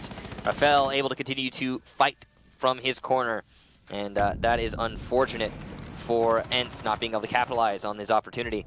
Chate will finally shut him down, though, using a lifeline as his form of disruption, and a kill for Gomfi. Excellent angle play there onto a Prox, left exposed inside of Janitor. Now, Vitality up against a wall here, and it looks like ENCE is coming back in a storm.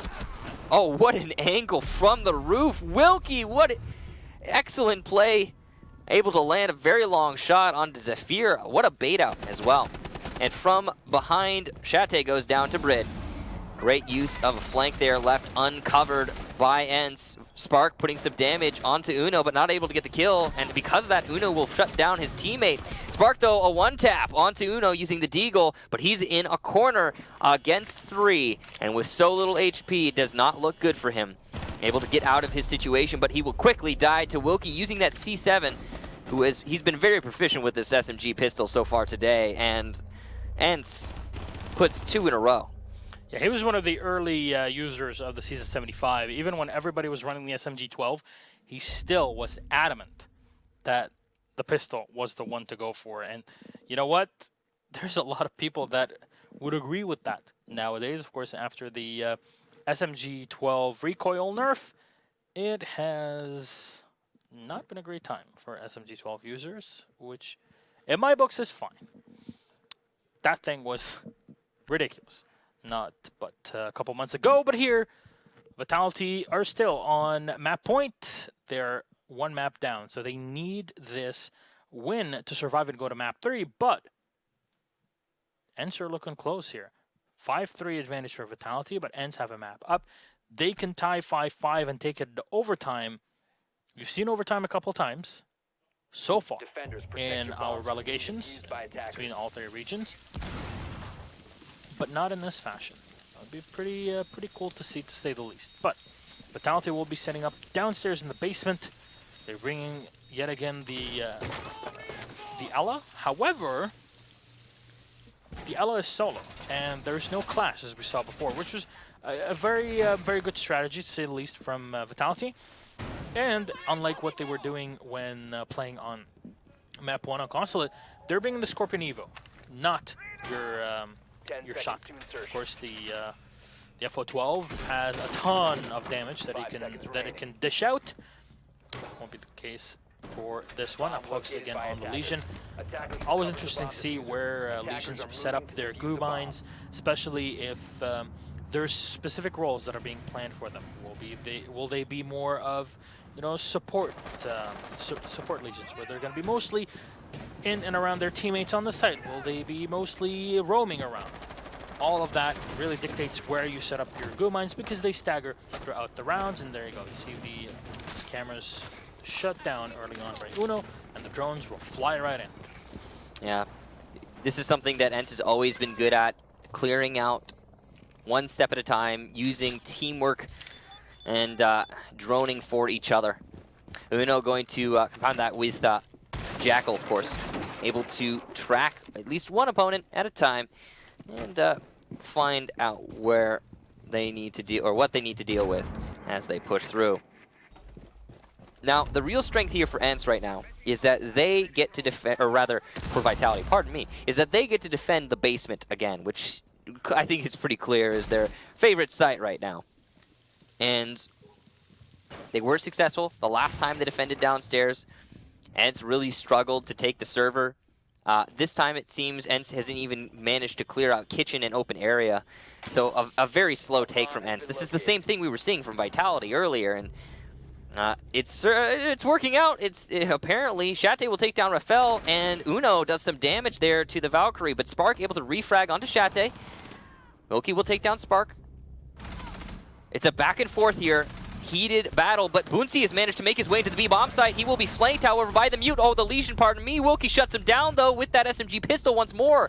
Uno on fire as well, able to do quite a lot of damage. It's just Brid in a... Whoa! What are you doing, Wilkie? He gets it! That was very close to a missed opportunity there, and a potential clutch from Brid. All the while, the Roamer's still upstairs, and somehow ENCE made it into the site we didn't even get to see. They just ran in the stairs. You saw they still had Uno that was watching the flank upstairs, but just walked on in and went for a plant. Now the plant did not work out with, you know, some quick plays on the feet there of the Valkyrie, Legion, and the Ela. But unfortunately, that was a real barn burner of a round. But we'll see what happens in round number 10. Will this go the way of overtime, or will it just be done and dusted right there? We'll see. Vitality can take this map to 6-4 and take it to the third one, but ENCE can tie it and go to overtime for a few more chances, a shot at a 2-0, as it seems like ENCE have just recovered, and the Suomi spirit has gone back. The Sisu, if you will. Clash, though, will be played out by Vitality, and for them, that's the thing that was missing. It worked out very well when they played the Clash in the Ela, as I mentioned earlier on in the previous round. Maybe this is the one ace up on their sleeve that they require. However, ENCE did play to counter that Clash strategy. They avoided the server like the plague, and if Vitality stack up on server once more, it won't work out for them, at least in the short run. It might work out for them in terms of the actual site hold if those players come off of server and try to retake, but it might just be that, a retake. So, could be dangerous for Vitality stacking up on this strategy, but it also could be a good prediction.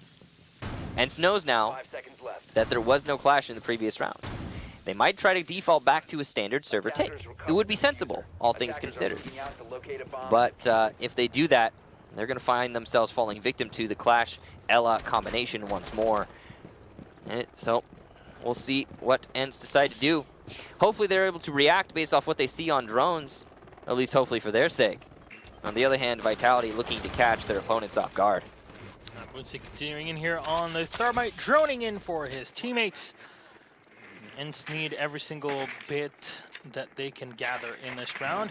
They want to take this out in a 2-0, but they require this first. And there you go, the 8-meter range on the Jackal will give them something, but unfortunately it gave them the Clash, and that's not really useful when you know she's already there. And you should be expecting the Ela to be right behind, and that's exactly what's going on here. I just wonder what Spark's loadout is in this one, and where he has set up his utility. The Jaeger will be spotted, and yet again, no Cigar. Vitality are just staying on the site, and they're relying on the Clash and the Ela to really hold that front door. Shate sees the Clash. Now this is the moment of truth. What will they do with that shield in the stairs? How will they react? Is ENCE going to continue their server take, or will they adapt and try to push elsewhere? Last time they stacked too hard on server and it cost them dearly. This time they don't even have anyone watching for the potential server flank. Very dangerous way to play. Could actually end up biting them. All the drops though opened up. Shate's even going to open up one of the server, or rather the vault drop, pardon me. We've got a good overall setup here for ENCE. Server has been abandoned. As you can see, the Clash has fallen back, and that's going to prompt ENCE. It's going to give them at least the idea that they can go back to a server take. There is someone playing behind the server stack, but that's easily dealt with, as we've seen in the past, and it's just going to be the Legion, I believe, of Rid. Yeah, they have to deal with the Ela that's in the red hallway, but they have the hatch open in here. Spark will be the one to dish out the damage as he finds Uno and takes down the Jackal. It's one that has done quite a bit of work here. 42 seconds, and you still have no ingress. Ooh. Downstairs in the servers. Gonfi taking damage here from Bride, as they'll have to walk into servers. Apox on the opposite end watching. Maybe Shate will be the one to push in from Garage in there. There's so little time left that ENCE will have to execute ASAP, and Gonfi will make it happen. Boonsey has to open up the wall, but there is no C4 available for Vitality. Shot in the meantime, going down. What are you doing, my friend? Dropping in the back, but Boonsey will go in for the plant. Wilkie's on the floor. Gonfi gets one more. 3v3, but Aprox will win the duel against Gonfi, and Wilkie now shot down. Boonsey all up to him as he'll try to thermite the wall into the diffuser. It's already been set. They'll have an opener, but there's a Clash. They can just defuse from behind it. But he has the angle. Maybe this is the one that they want, but no, he exposes himself. And the manpower in the hands of Vitality. Apox will move in from the back.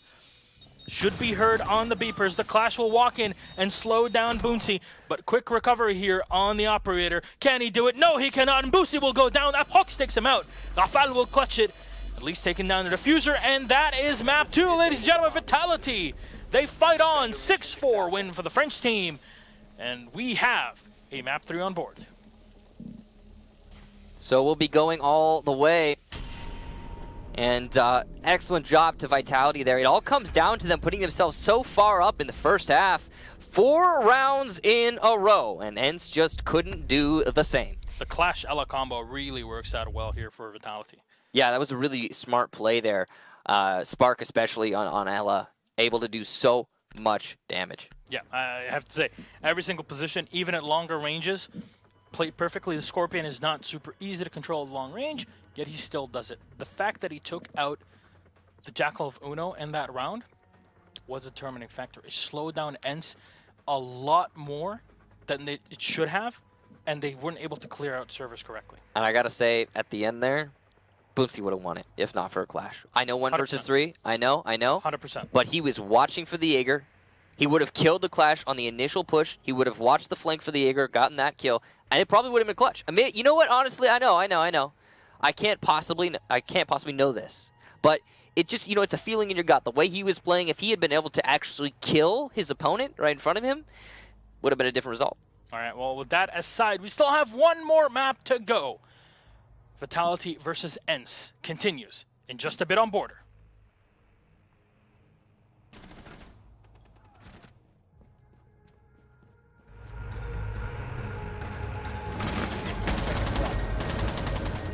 Defender is approaching a kill zone. Defender exposed.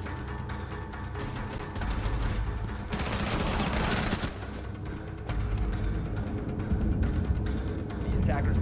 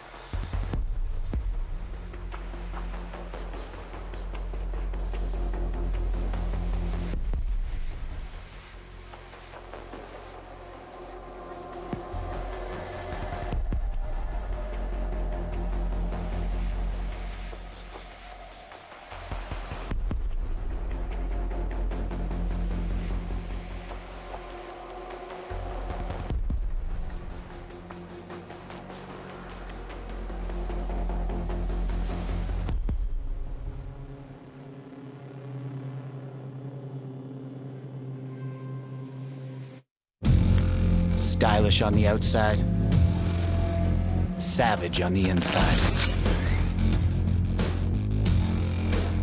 Legion by Lenovo.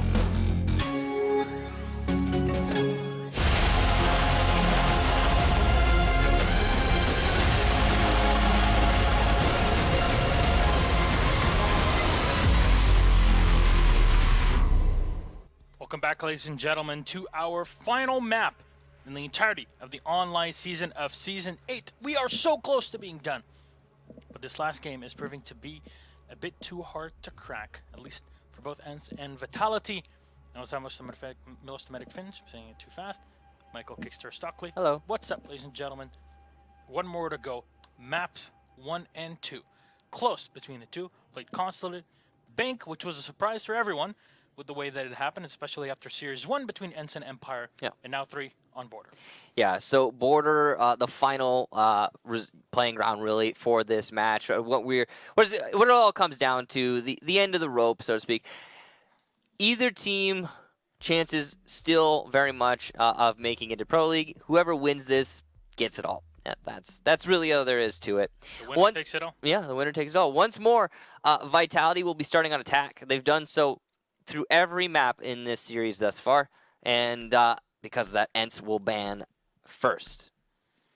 And what will they go for against the attack? And yeah, not surprising, the glass will get removed.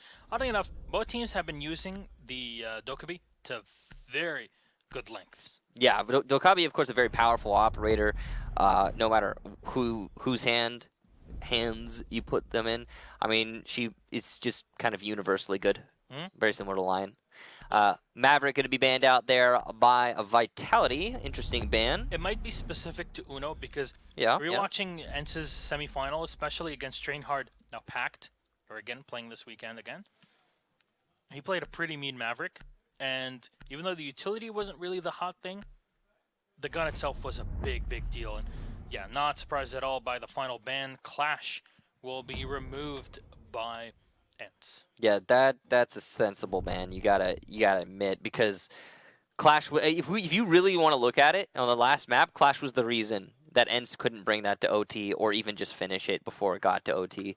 If it weren't for Clash, we would have seen a different result. I gotta say, it's something that ENCE seriously struggled with, and now it's just gone. And that's what the ban phase is for. That is what they're for. So, Ventilation Workshop as the first defense for ENCE. That's a little bit different. You don't often see this. Well, I say that. That's a lie. You do see this. It's just less common than the Armory defense first. Yeah, I usually start with the Armory, but both sites are your primary sites, basically. Yeah. It's just, you can shuffle them, you can play however you want. Either way, what most teams will do is that if everything works on Armory, it'll just go down to Ventilation. Nothing really out of the ordinary here, except for the fact that ENCE are not bringing a castle for this normal style of defense. They're mostly going to be reinforcing the bathroom into the site from the back of the workshop, which is the big change, the big difference to what we see usually. And they're bringing a Mira, which means they're going to set up mostly upstairs, because Mira on the site downstairs isn't a big deal. Yeah, Mira is very good on this map, but she's mostly good over by the Armory side, and it's a sensible setup from Chate and from ENCE as a whole. And this, of course, is going to be a delay strategy. Try to hold up your opponents for as long as possible on this top floor. Also, very sensible. We have seen this strategy employed many times on this bomb site, on this map. It's a common thing where, I mean, honestly, any of the bottom floor bomb sites, you defend from upstairs on Border. It's a pretty common trend. In fact, this map was one of the... Every map, basically, but specifically. Yeah, Border was one of the maps to start pioneering like that dedicated top floor hold to hold a bottom floor site, though. Like, we of course, we saw it on other maps, but infrequently until Border came out and became so prominent in Pro League. That, of course, though, keep in mind, was that was back when nobody knew anything about how to play this game, all right? And now we've moved past that. That was back when if you zoomed out on a map like Oregon or Border, you would fry your eyes. Yeah. That was a while ago. People didn't really know what they were up to. That's that Thatcher camera nerf really actually hurting Vitality there. You can see the Valkyrie camera inside a CCTV has been disabled for 15 seconds, but no destruction. Uno will eat some damage and finally be finished off by Brit. That's great coordination there for Vitality, taking down the Bandit, who was relatively safe if he had just stayed behind his reinforcements, but he did not. He got a little too aggressive, and he died because of it. Now ENCE at a disadvantage. Gofi spots the drone, takes it out, falls back, of course. There's already a shock wire on that mirror window. So Aprox will try to come in from the opposite end. They already have the spot on Gomfi. Aprox is just going to wait in between. Possibly finding an opponent, walking right into him. C4 thrown out, and bye-bye Aprox. Beautiful C4 from Shate. Perfectly timed here as Vitality were not able to escape from it. Vit Zephyr spraying all the way down. Tons of damage done to Boonsy, but not enough to clear him out. You already see the Jaeger has dropped down, but Shate unable to finish. Player in the back, he finds the headshot. Brille is down on the floor. And that is a huge kill on the zone. Got straight through the wall! Shate! Oh my god! Zephyr now down and out. Spark and Rafale are down. The last two in on the live for Vitality, but that has to hurt. Yeah, that was, of course, a mark from his teammate, enabling him to get that kill. But all the same, great reactions from Shate. You've got one lit player on the defense, that's Boonsy. Gomfi has eaten some damage, but not enough to really matter in the long run.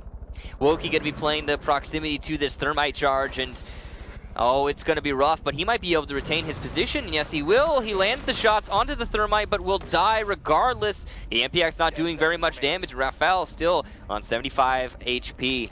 Boonsy lit up, so this is winnable for Vitality, but they've got so little time.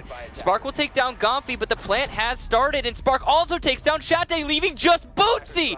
What happened there as Boonsy gets the kill onto Rafael? No! The denial on 0-0-0. It doesn't matter how great your comeback is. If you can't plant the diffuser, it's all over. Excellent comeback in the final dying seconds of the round for ENCE. Vitality had it early on. Then Shate happened. I mean, Then they bring it back. an excellent. Then Boonsy happened. Yes. That was beautiful. Unfortunately there, because of the lack of time, the Thatcher wasn't able to put himself in a better position in the workshop to deal with the smoke. Now, if you saw there, he had actually spotted the smoke rotating in. Attackers need to locate AD has to try and take the fight, but by that time, Boonsy had already done the damage. Again, 0-0. All that matters is that one kill, and that's everything done. Yes, indeed. So, ENCE very, very narrowly establishing an early lead here on Border. Hard-fought victory there on the first round, though. And they will be going to Armory defense next. Yeah, which makes a lot of sense. Of course, the two standard sites on Border, as you all, I'm sure, know. Uno 5 seconds left. playing on Bandit. He's been doing a lot of work as Bandit so far today. Hasn't been fragging out as much as I think is expected of him. Of course, what are you going to do in such a pitched battle as this? Mirror window setup pretty standard here. Going to be able to get some good visuals onto the main hallway. As anyone attempts to push into the office, though, it looks like Vitality is keen to clear from CCTV into the Armory wall, which is the more standard attack strategy, all things considered. Office also happens, but again, less common. Hook's just setting up his drone for later on, just in case there's someone coming in from the opposite end. Of course, you can use both drones at the same time. You know, you don't have to destroy one and then use the second one, like back in the day. Thankfully, that was one, actually, in my opinion, one of the biggest changes in the game, and I'm so happy that it was done when it was. Zephyr again on the drone. He's going to walk in through the east stairs. Of course, the default cameras will get shot down, and that's pretty standard so far. But what's not standard is Wookie going down. The clear CCTV is much easier than what you think. And of course, damage done to Spark because of the fact that Wookie got a bit aggressive on the mute. But there's a mirror window that's set up from the Armory wall. Uno eating a lot of damage from that Ash charge, and the denial will happen regardless. Great bandit tricking, really forcing it there. That was ballsy. If Ash had been watching through the hole, we would have seen a dead Uno. But one exothermic dealt with. Prox also unable to deal with the mirror window so far. Rafael going in for the second, and this time the Ash is watching, but Gomfi will kill him. Prox goes down, and that might be successful. Bandit trick for Uno. He does indeed get the battery down, but Rafael did not plant it. He's held on to his exothermic charge, knowing that there is no longer denial from below. Brid will rotate in to solve that problem, which means that ENCE is going to be forced off this wall inevitably. Hopefully ENCE, though, reads into it and doesn't sacrifice Uno, but Comfy with the second one. That's 2 in a row for him, denying the denial of the bandit tricking. Zephyr will take down Uno, though, so no more bandit, which means the exothermic charge will go off. Chate, Balls of Steel, will hold on to his mirror window and hit the shot onto Zephyr! And Rafael, a double for the Mira, and he goes for a third, but cannot land it. Spark left on 1 HP, and he will die to literally anything. It's gonna be the gas canister from Boonsey, and ENCE take the round. Beautiful play there from Chate, finding every angle, using the mirror window to his advantage, and of course, it's not always that you see the mirror window set up on the armory wall, and there's a good reason for that. Because it's so easy to deal with from below. Well, unfortunately, nobody really calculated the fact that Gomfi was there, and he was going to get kills off of it because he just gets the first one through the hole, and then the second one, as he rotates away, jumps out of jail and gets a freebie on it. And I'm not sure if that hole in jail was opened up by the attackers, because obviously he can't open it himself. But if it was, brilliant use of really any tactical positioning that he's offered there. That's absolutely fantastic play from Gomfi. And ENCE looking pretty here, going to supply and customs. Alrighty. That's the odd one. CCTV hold is very complicated. It is indeed, but luckily for ENCE, Mira is still in play, which means holding CCTV, not impossible, just difficult. There is no Twitch being brought by Vitality, which is curious. Usually you would see a Twitch if Mira's in play, especially on a map like Border. This is where she is the most prominent, and just curious operation selection. Regardless, I'm sure they'll be able to make it work, though they will have to clear, very likely, onto CCTV, depending on the setup from ENCE. This is interesting. They're actually putting a mirror window downstairs. And, you know, this mirror window makes sense to an extent. Very common push is through Passport, which is the room on the adjacent side to that mirror window. But I don't know. Not adjacent side, just adjacent. But ENCE's setup overall is a little bit confusing. They have the castle, but they're putting a lot more emphasis horizontally than normal. They have the vertical, but they also aren't holding armory. The danger of this is if you're not holding armory, then you can be easily controlled in CCTV. That's the big risk that ENCE is taking right now. They've put more emphasis down in the site, which leads me to believe that they're going for more of a fallback strategy, where they will fall off CCTV.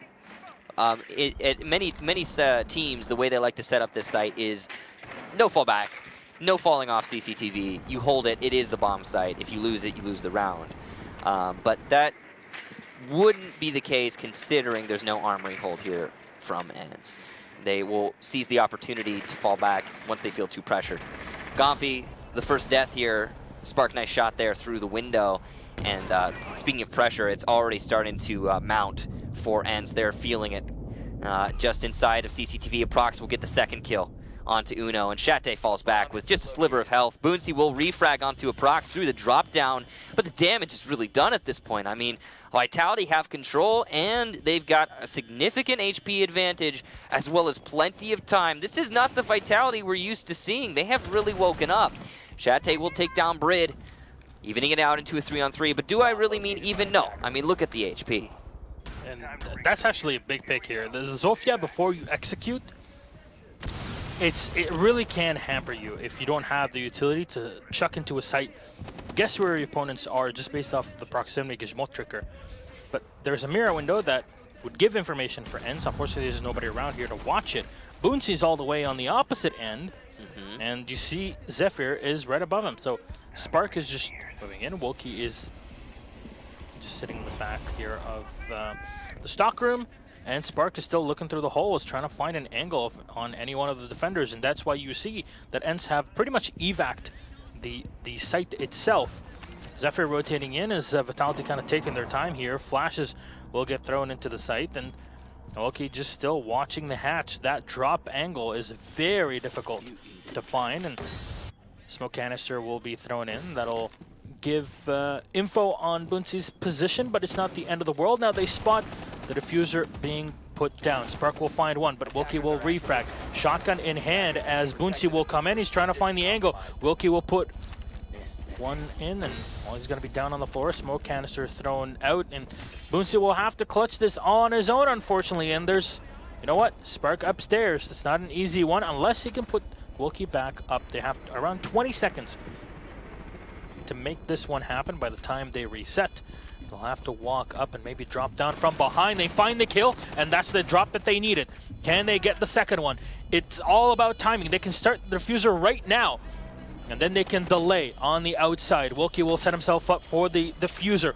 Boomsy reloading. Can he make this one happen? Damage done to the thermite as shotgun is in hand. He knows that there's not much help. And there you go. They clutch it. Wilkie, all he needed was time. And ENCE will take round number 3 to put all 3 up on the board.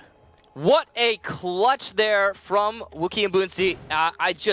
Incredible. They take their time. This is absolutely insane teamwork that we're seeing here. Yeah, beautiful play there between those two players. And you got to commend Boonsy specifically for not only staying alive, picking up his teammate, but doing it in less than, he had so little time.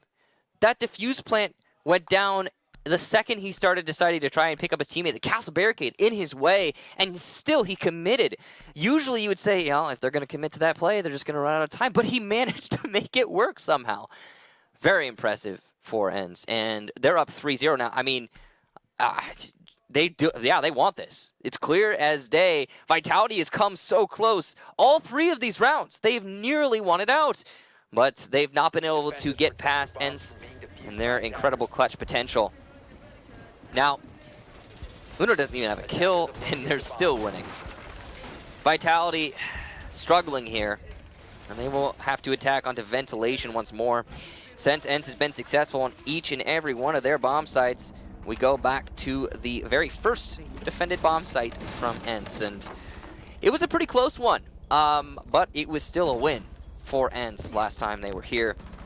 Big part of it was that vertical play, not ideal the way that ENCE set themselves up, but when it came down to the anchors, they made it work. 5 seconds to insert. They did indeed. So now ENCE will have a third one on the board. Remember, all they need is just this win. 3 more rounds separate ENCE from a Pro League spot. A spot they have been working towards ever since the end of Season 7. It's been a while, it's been since around April of this year, and 6 months later, they're preparing for potential comeback into Pro League. Will it be the case? We'll see. Only time will tell. Bride on the drone, gathering information for Vitality, who are in the back foot here. Again, their defense does not have a clash available, and if map does anything to look back on, it really was a linchpin for the team. Mirror window will be rendered useless, to some extent at least, by the wall open next to it. And they can push up. Shate is just, you said it before, balls of steel, and he's going to still be alive and set himself up, at least for now, by the half wall. A little bit safer this time around. They've established the lead, and all ENCE wants to do at this point is keep it. They're defending the bottom floor, so they don't actually need to be aggressive on the mirror window and force it out. Really the right call from Shate to be a little bit safer now. Ooh, Gomfi exposing himself there. Almost losing his head, but not quite. But it's actually going to eat some damage in the exchange. Very slow here from Vitality. They're looking for the angles onto these armory roamers, but the thing is, they're roamers. They can fall back whenever they want, and the retreat will be called eventually. And if Vitality doesn't, push it a little bit here, they are going to lose all opportunity they would have had otherwise to kill these players. Shate will get the first kill of the round. Zephyr eliminated. Yeah, no Hibana. That's, of course, one of your 2 hard breachers, so there's still potential. But Shate will run into CCTV and hold in from there as he destroys drones that were left at the end. Bride walking into goo mines. Shate is just trying to run Vitality on a wild goose chase. doesn't necessarily need to do anything other than stay alive in his position. Yeah, the site is downstairs, so all you need to do is just waste time, and then you could rotate from the opposite end. There you go, he's still in, C4 thrown out. Won't connect with anyone, but look at the time. There's not a ton here left for Vitality. And yeah, sure, might be a lot for them, but Shate can pounce here and find one and maybe even two as they walk in. No, Shate will get shot down. Spark will turn into 4v4. That was a mistake of Shate's teammates. I'll talk about that later. Gonfi takes down a Prox, so still advantage to ENCE. Good gas canister placement here from Boonsey. And so little time left for Vitality. This is shades of the old Vitality. This is what we don't want to see from them. They're putting it in a really bad spot. They're going to have to plant on the last couple seconds of this round. Rafael flashes right to cover the immediate, but there's nobody there. Gonfi able to frag out onto the Thermite as he attempts to vault in. And there's no time for the attackers to pick up the diffuser and plant. They'll simply be fragged out and shut out and take the round. And that was a beautiful hold there. Not only at the top floor, but the middle floor, or the bottom floor, pardon. Yep. The instant that diffuser was down on the window, there wasn't much to be done. You know, the fact that the mirror of Shate was able to survive for so long on the top floor before being eliminated meant that, again, Vitality were able to do much once they were allowed to enter the site. And by then, there were just so many players from ENCE that are just waiting and holding angles that the entire fight was perfectly telegraphed and shut down. Speaking of Shate upstairs, that could have been tremendously more successful. You saw he was playing passive. Question is, why was he playing passive? Answer, he had a Valkyrie camera on the other side of CCTV. He was expecting one of his teammates to be on that camera calling out for him. But it wasn't the case. Nobody was on the camera. Now, maybe it was Thatcher EMP'd and we just didn't see it, but I don't think it was. It didn't look like it was a buzzing. It makes a pretty loud noise when it does, and I don't remember hearing it. So that right there is a little bit of an oversight from Shate's teammates. He probably could have fragged out inside of CCTV, done a lot more damage there. All said, they still won the round and still has a 4-0 lead, and it doesn't really matter, I suppose, in the long run. Shate did his job, and then some. It just could have been a little bit better. Now, a little bit better once you're trailing 4-0 on map 3 with potential relegation in the Challenger League. That doesn't leave you with a lot of wiggle room now, does it? ENCE are looking to do the same onto Vitality as Vitality had done onto them in our previous map. You see an olden days style of mirror window being set up in CCTV. Look all the way down the fountain. Another one as well, holding the opposite angle from the armory with a half soft wall next to it. So a lot of potential peak from ENCE. So if they want to still continue with this aggressive play, this setup works perfectly for said strategy. It's not your typical way of doing it, but again, the plan is peak them when they're not waiting for us. When they're not expecting it, pounce and take the kill. Brid looking for the angle into CCTV there. A soft wall that gives you some good opportunity, and there is somebody playing inside a cafeteria. I believe that's Gonfi. Very dangerous position. He's actually by CCTV. It was Uno who is rotated to support his two CCTV comrades. Again, this is a very dangerous position for ENCE to be playing, but they've got the Mira accessible, so why not, I suppose? The 75% hold is definitely viable, just not as often played as it used to be. But with no Twitch, I guess it doesn't really matter. Spark eliminating Uno, so good start for Vitality. But we've seen this before. We've seen Wilkie, I believe it was, be the first one to die inside of CCTV, or somebody, at least, in previous rounds, and still, Vitality have been unable to shut out these rounds. A nice refrag from Gonfi, beautiful angle there onto the head of Spark. Very clean kill, and he's looking for more. Is coming from Zafir to try and disrupt the mirror window, and it will be successful. Gonfi, though, does frag out again, takes down Brid. A Prox will refrag right after, though. Shate able to fall back, and it's a 3 versus 3. So much work has already been done by the Jaeger. Even him dying there. He killed the Zofia and the Thatcher. That's so much. Yeah, sure, you have the support of the Mira. Maybe should have been closer up and helping you. But the amount of damage that's already been done is absolutely insane here for ENCE, leaving brittle operators on the Vitality side. Of course, they still have the frag power of both Abhux and Zephyr. But Wilkie will lose the side of the wall here, and will he choose to get aggressive? He's looking for it, but he has to watch out. No, there we go. He has to watch out from the opposite end, and unfortunately, he burns the C4 that was thrown into the bandit wire there, just because he was expecting his opponents to rush into him. And you're very scared in that situation. Apox finds the kill to turn it into a 2v2, flashes in from Rafal to burn any utility still set inside of the armory, whatever is left of that armory wall. Rafal moving back into the hallway as Bunsi will set up his gas canister. Yet again, Vitality running low on time. Apox will try to run in from the opposite end as Vitality will try to save the day, but he gets fragged out. Apox going down, and Wilkie for the final one on Rafal.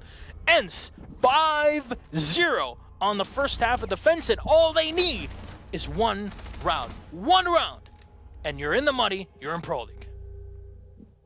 They fought so hard for this moment. It's not over yet, but it's certainly close. This could very well be the last 3 minutes and 20 seconds of this match. And Vitality, ever the brave, will attempt a bathroom teller's defense as their final sight. Potentially. Yeah, and what a sight here. It's definitely one that Vitality were pioneering. Certainly. I mean, I'm not going to say that they're not good at the site. It's just, why is my question. I mean, it's 5-0. When the stakes are so high, though, I mean, you could still come back if you really put your work in. Maybe they have something planned that really ENCE are not expecting on bathroom tellers. The problem with bathroom tellers is, oh boy. Oh, you know, Lion wasn't we forgot. No, what? Vitality didn't use Lion at all. Ha! I'm so confused. Vitality. Like, what? Okay, so first of all, our mistake, we didn't even account for the lack of a Vitality or Lion ban because he had been banned every single map today except for this one. And Vitality didn't touch him! And on the one site that requires you to really hold the top floor or else the entire thing is lost, the Lion's in play. You move, you're a dead man. And that Lion is going to make sure that you stick that position for as long as possible. Dude, I guarantee you, ENCE right now in their comms, they're like, can't believe they didn't play Lion. Like, thank God they didn't play Lion. Did they not notice that Lion wasn't banned? I mean, they were the ones who were banning Lion. Vitality banned Lion 2 maps in a row. Well, they banned the Maverick to not have to deal with it. Yeah, but like, maybe why you not probably ban the Lion instead of banning the Maverick, or as you mentioned, just if you're gonna leave the Lion, yeah, he's not obviously like press 4 and you win, but there's a lot that goes into making things easier for the Lion. ENCE have detected that there is a hole in this defense, and specifically in the A-bomb site, and they're going to rush straight in. They now have site control, but nobody has the diffuser. Gomfi and Uno have full site, but there's 3 defenders above, and they're trying to deny this vertically. Diffuser down, though. Wilkie will have to retrieve it. The EE1D was successful in what it was supposed to achieve. Spark will get 1 kill from above. Wilkie retrieves the diffuser. Procs onto Gomfi and onto Wilkie, leaving just Uno in a 1 versus 3. The rush, hopefully unsuccessful. Unlikely to see a 6-0 at this point, unless Uno is going to be able to clutch it. But considering the defenders know where he is, it's going to be difficult. He will lose the... narrowly actually doesn't, and wins the headshot onto a Prox. What an aim from Uno. Absolutely insane. Raphael is very lit up. 1 bullet will take him down, though Spark is on full HP, and Uno is in the same ballpark as Raphael. So it's not ideal for the Ash. He's got a good chance at it, though. ADS is going to catch his flashbang. So no distinct advantage. If he moves through that front door, he will die, and he does. Raphael locks it down. Diffuser on the floor, Vitality lock it out, and they get their very first round. It was a nice try from Uno at the end. He had the angle. He tried to pre-fire it, but there's just not enough HP for him to win the duel, obviously there. But yeah, ENCE found that there's a hole for them to exploit, and then they ran with it. Maybe they're onto something here with the Lion. Maybe Lion and Do could be together. Yeah, why didn't we see this from Vitality, man? I don't get it. I don't get it. We saw the Dokkaebi, Yeah, but there was no Lion. we ain't lying. I don't get it, man. It just seems like wasted potential, and I can't believe I didn't even see it. We completely Forgot about it. I just, Lion gets banned for so long. It's like, oh yeah, It's almost like a foregone conclusion, and when it doesn't happen, you're Attackers need to confused, locate if and anything. defuse bombs. Well, Lion in play again for ENCE, but no Dokkaebi. They've instead opted to bring a double Hard Destructor. Sensible. They've also brought a Twitch. Very sensible. Another thing that Vitality just didn't use, that they had access to. Twitch is so good when Mira is left unbanned, especially on border. I'll say it again. I mean, I'm just a little perplexed by the operator selection from Vitality in hindsight. Yeah, and looking at the way that ENCE were setting up their mirror windows time and time again, so closely on the armory window, or in the armory wall, Yeah.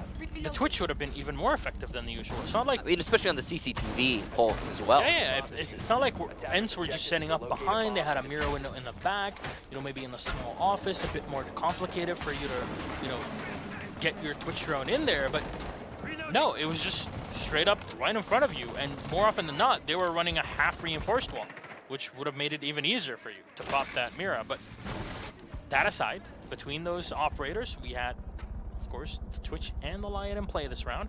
And Gonfio will be the one to walk right in early on in the passport check. Won't find anybody just yet, but they're looking for the clear in the workshop. And here we go.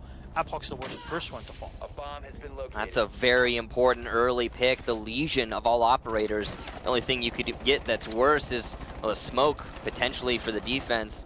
But Legion is an overtime operator. The longer he's alive, the more traps he generates. And he probably only got 2 or 3 down max in this round, so not ideal for him.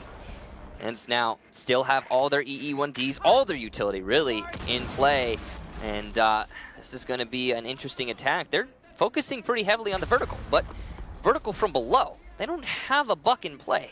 The best that they can hope for is Gomfi using his lifeline to open up some key angles. But if you're attacking the B bomb site, that might be all that you need. Rafael, aware of his situation, will fall back. Smart, considering he's the smoke. Yeah, Shate walking into the archive.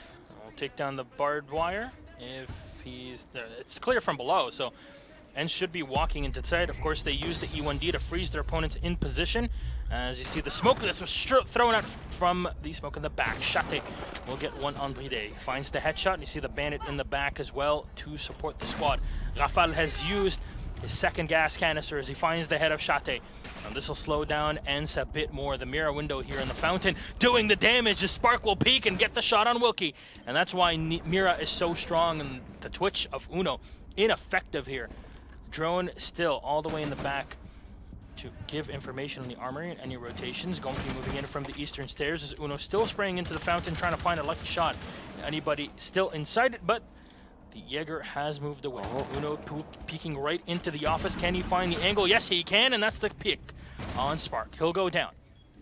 This is a reminder of a few days ago when Border was played by ENCE, and it turned into a very similar situation.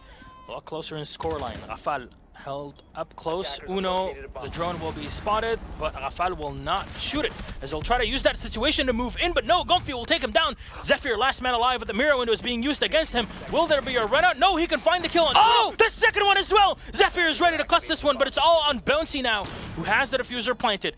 He'll peek out, can use the mirror window, but he might run right into Zephyr to clutch it! Zephyr with the 3K and the round 4 Vitality as they stay alive in Pro League. No Claymore, no nothing set in the back. And Zephyr, the single man, will make it happen. Diffuser destroyed and Vitality survive for yet another round. Defender mission successful. What a clutch. Nothing else to say. Perfectly read the situation. 2 kills, and then the Phantom distracting the final attacker. Beautifully played from Zephyr. Team Vitality showing their teeth there. And it might be a faint hope, but it's still a hope. Only 3 more rounds to get to overtime, and they can make it happen. They will go to customs, though, in their attempt to do so. We have yet to see a successful attacking round from either team. Mm-hmm. And this might be a reoccurring pattern. We could very well go to overtime based off just defense on border. But No. I don't know, man. The last time we saw Customs, it was so close.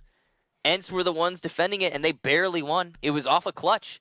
And the big difference maker for me right now is that Lion is in play for ENCE. And Vitality did not bring Lion. I have to say, though, ENCE were playing the Lion very well, but I think the big part of that round was the fact that the Twitch wasn't really used correctly with True. the drones. And it kind of just gave the advantage for a couple picks to Vitality instead of the utility being put in play, which is why you see Shate now on the Twitch, an avid Twitch player back in the competitive times. As I'll be running the operator this time around. Uno will be put on the Ash this time, so probably see him more of a clear operator, a bit more aggressive, as Apox will set up his armor panel. So most likely a bigger hold in and around CCTV. You already see the mirror window, which gives you clear line of sight all the way down into the office through the hallway through a fountain. A long line of sight for the defenders to play. So, last round, a total recovery from Vitality. Everything going ENCE's way, and it just could not be locked out. This round, it's going to be a clear of the top four to start things off. All beginning in the office and archives. ENCE want to establish that vertical control. They've got two roamers inside of Armory to deal with, but there's some really unfortunate unreinforced walls here. Oh, an early kill for Uno! Opportunities abundant. Zephyr droned out and taken down. Great coordination from ENCE to allow that to happen. They are viciously tearing into this top floor. The mirror window in CCTV has had a lot of pressure applied to it.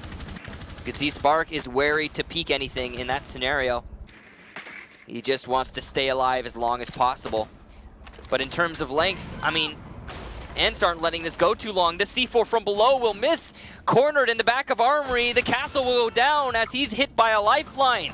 ENCE have full vertical control except for the CCTV, but that might soon change. Spark able to get one before he falls back, but there's still so much time. And Rafael has been downed. It's now a 2 versus 4. ENCE look in the driver's seat right now. They still have an EE1D to play with.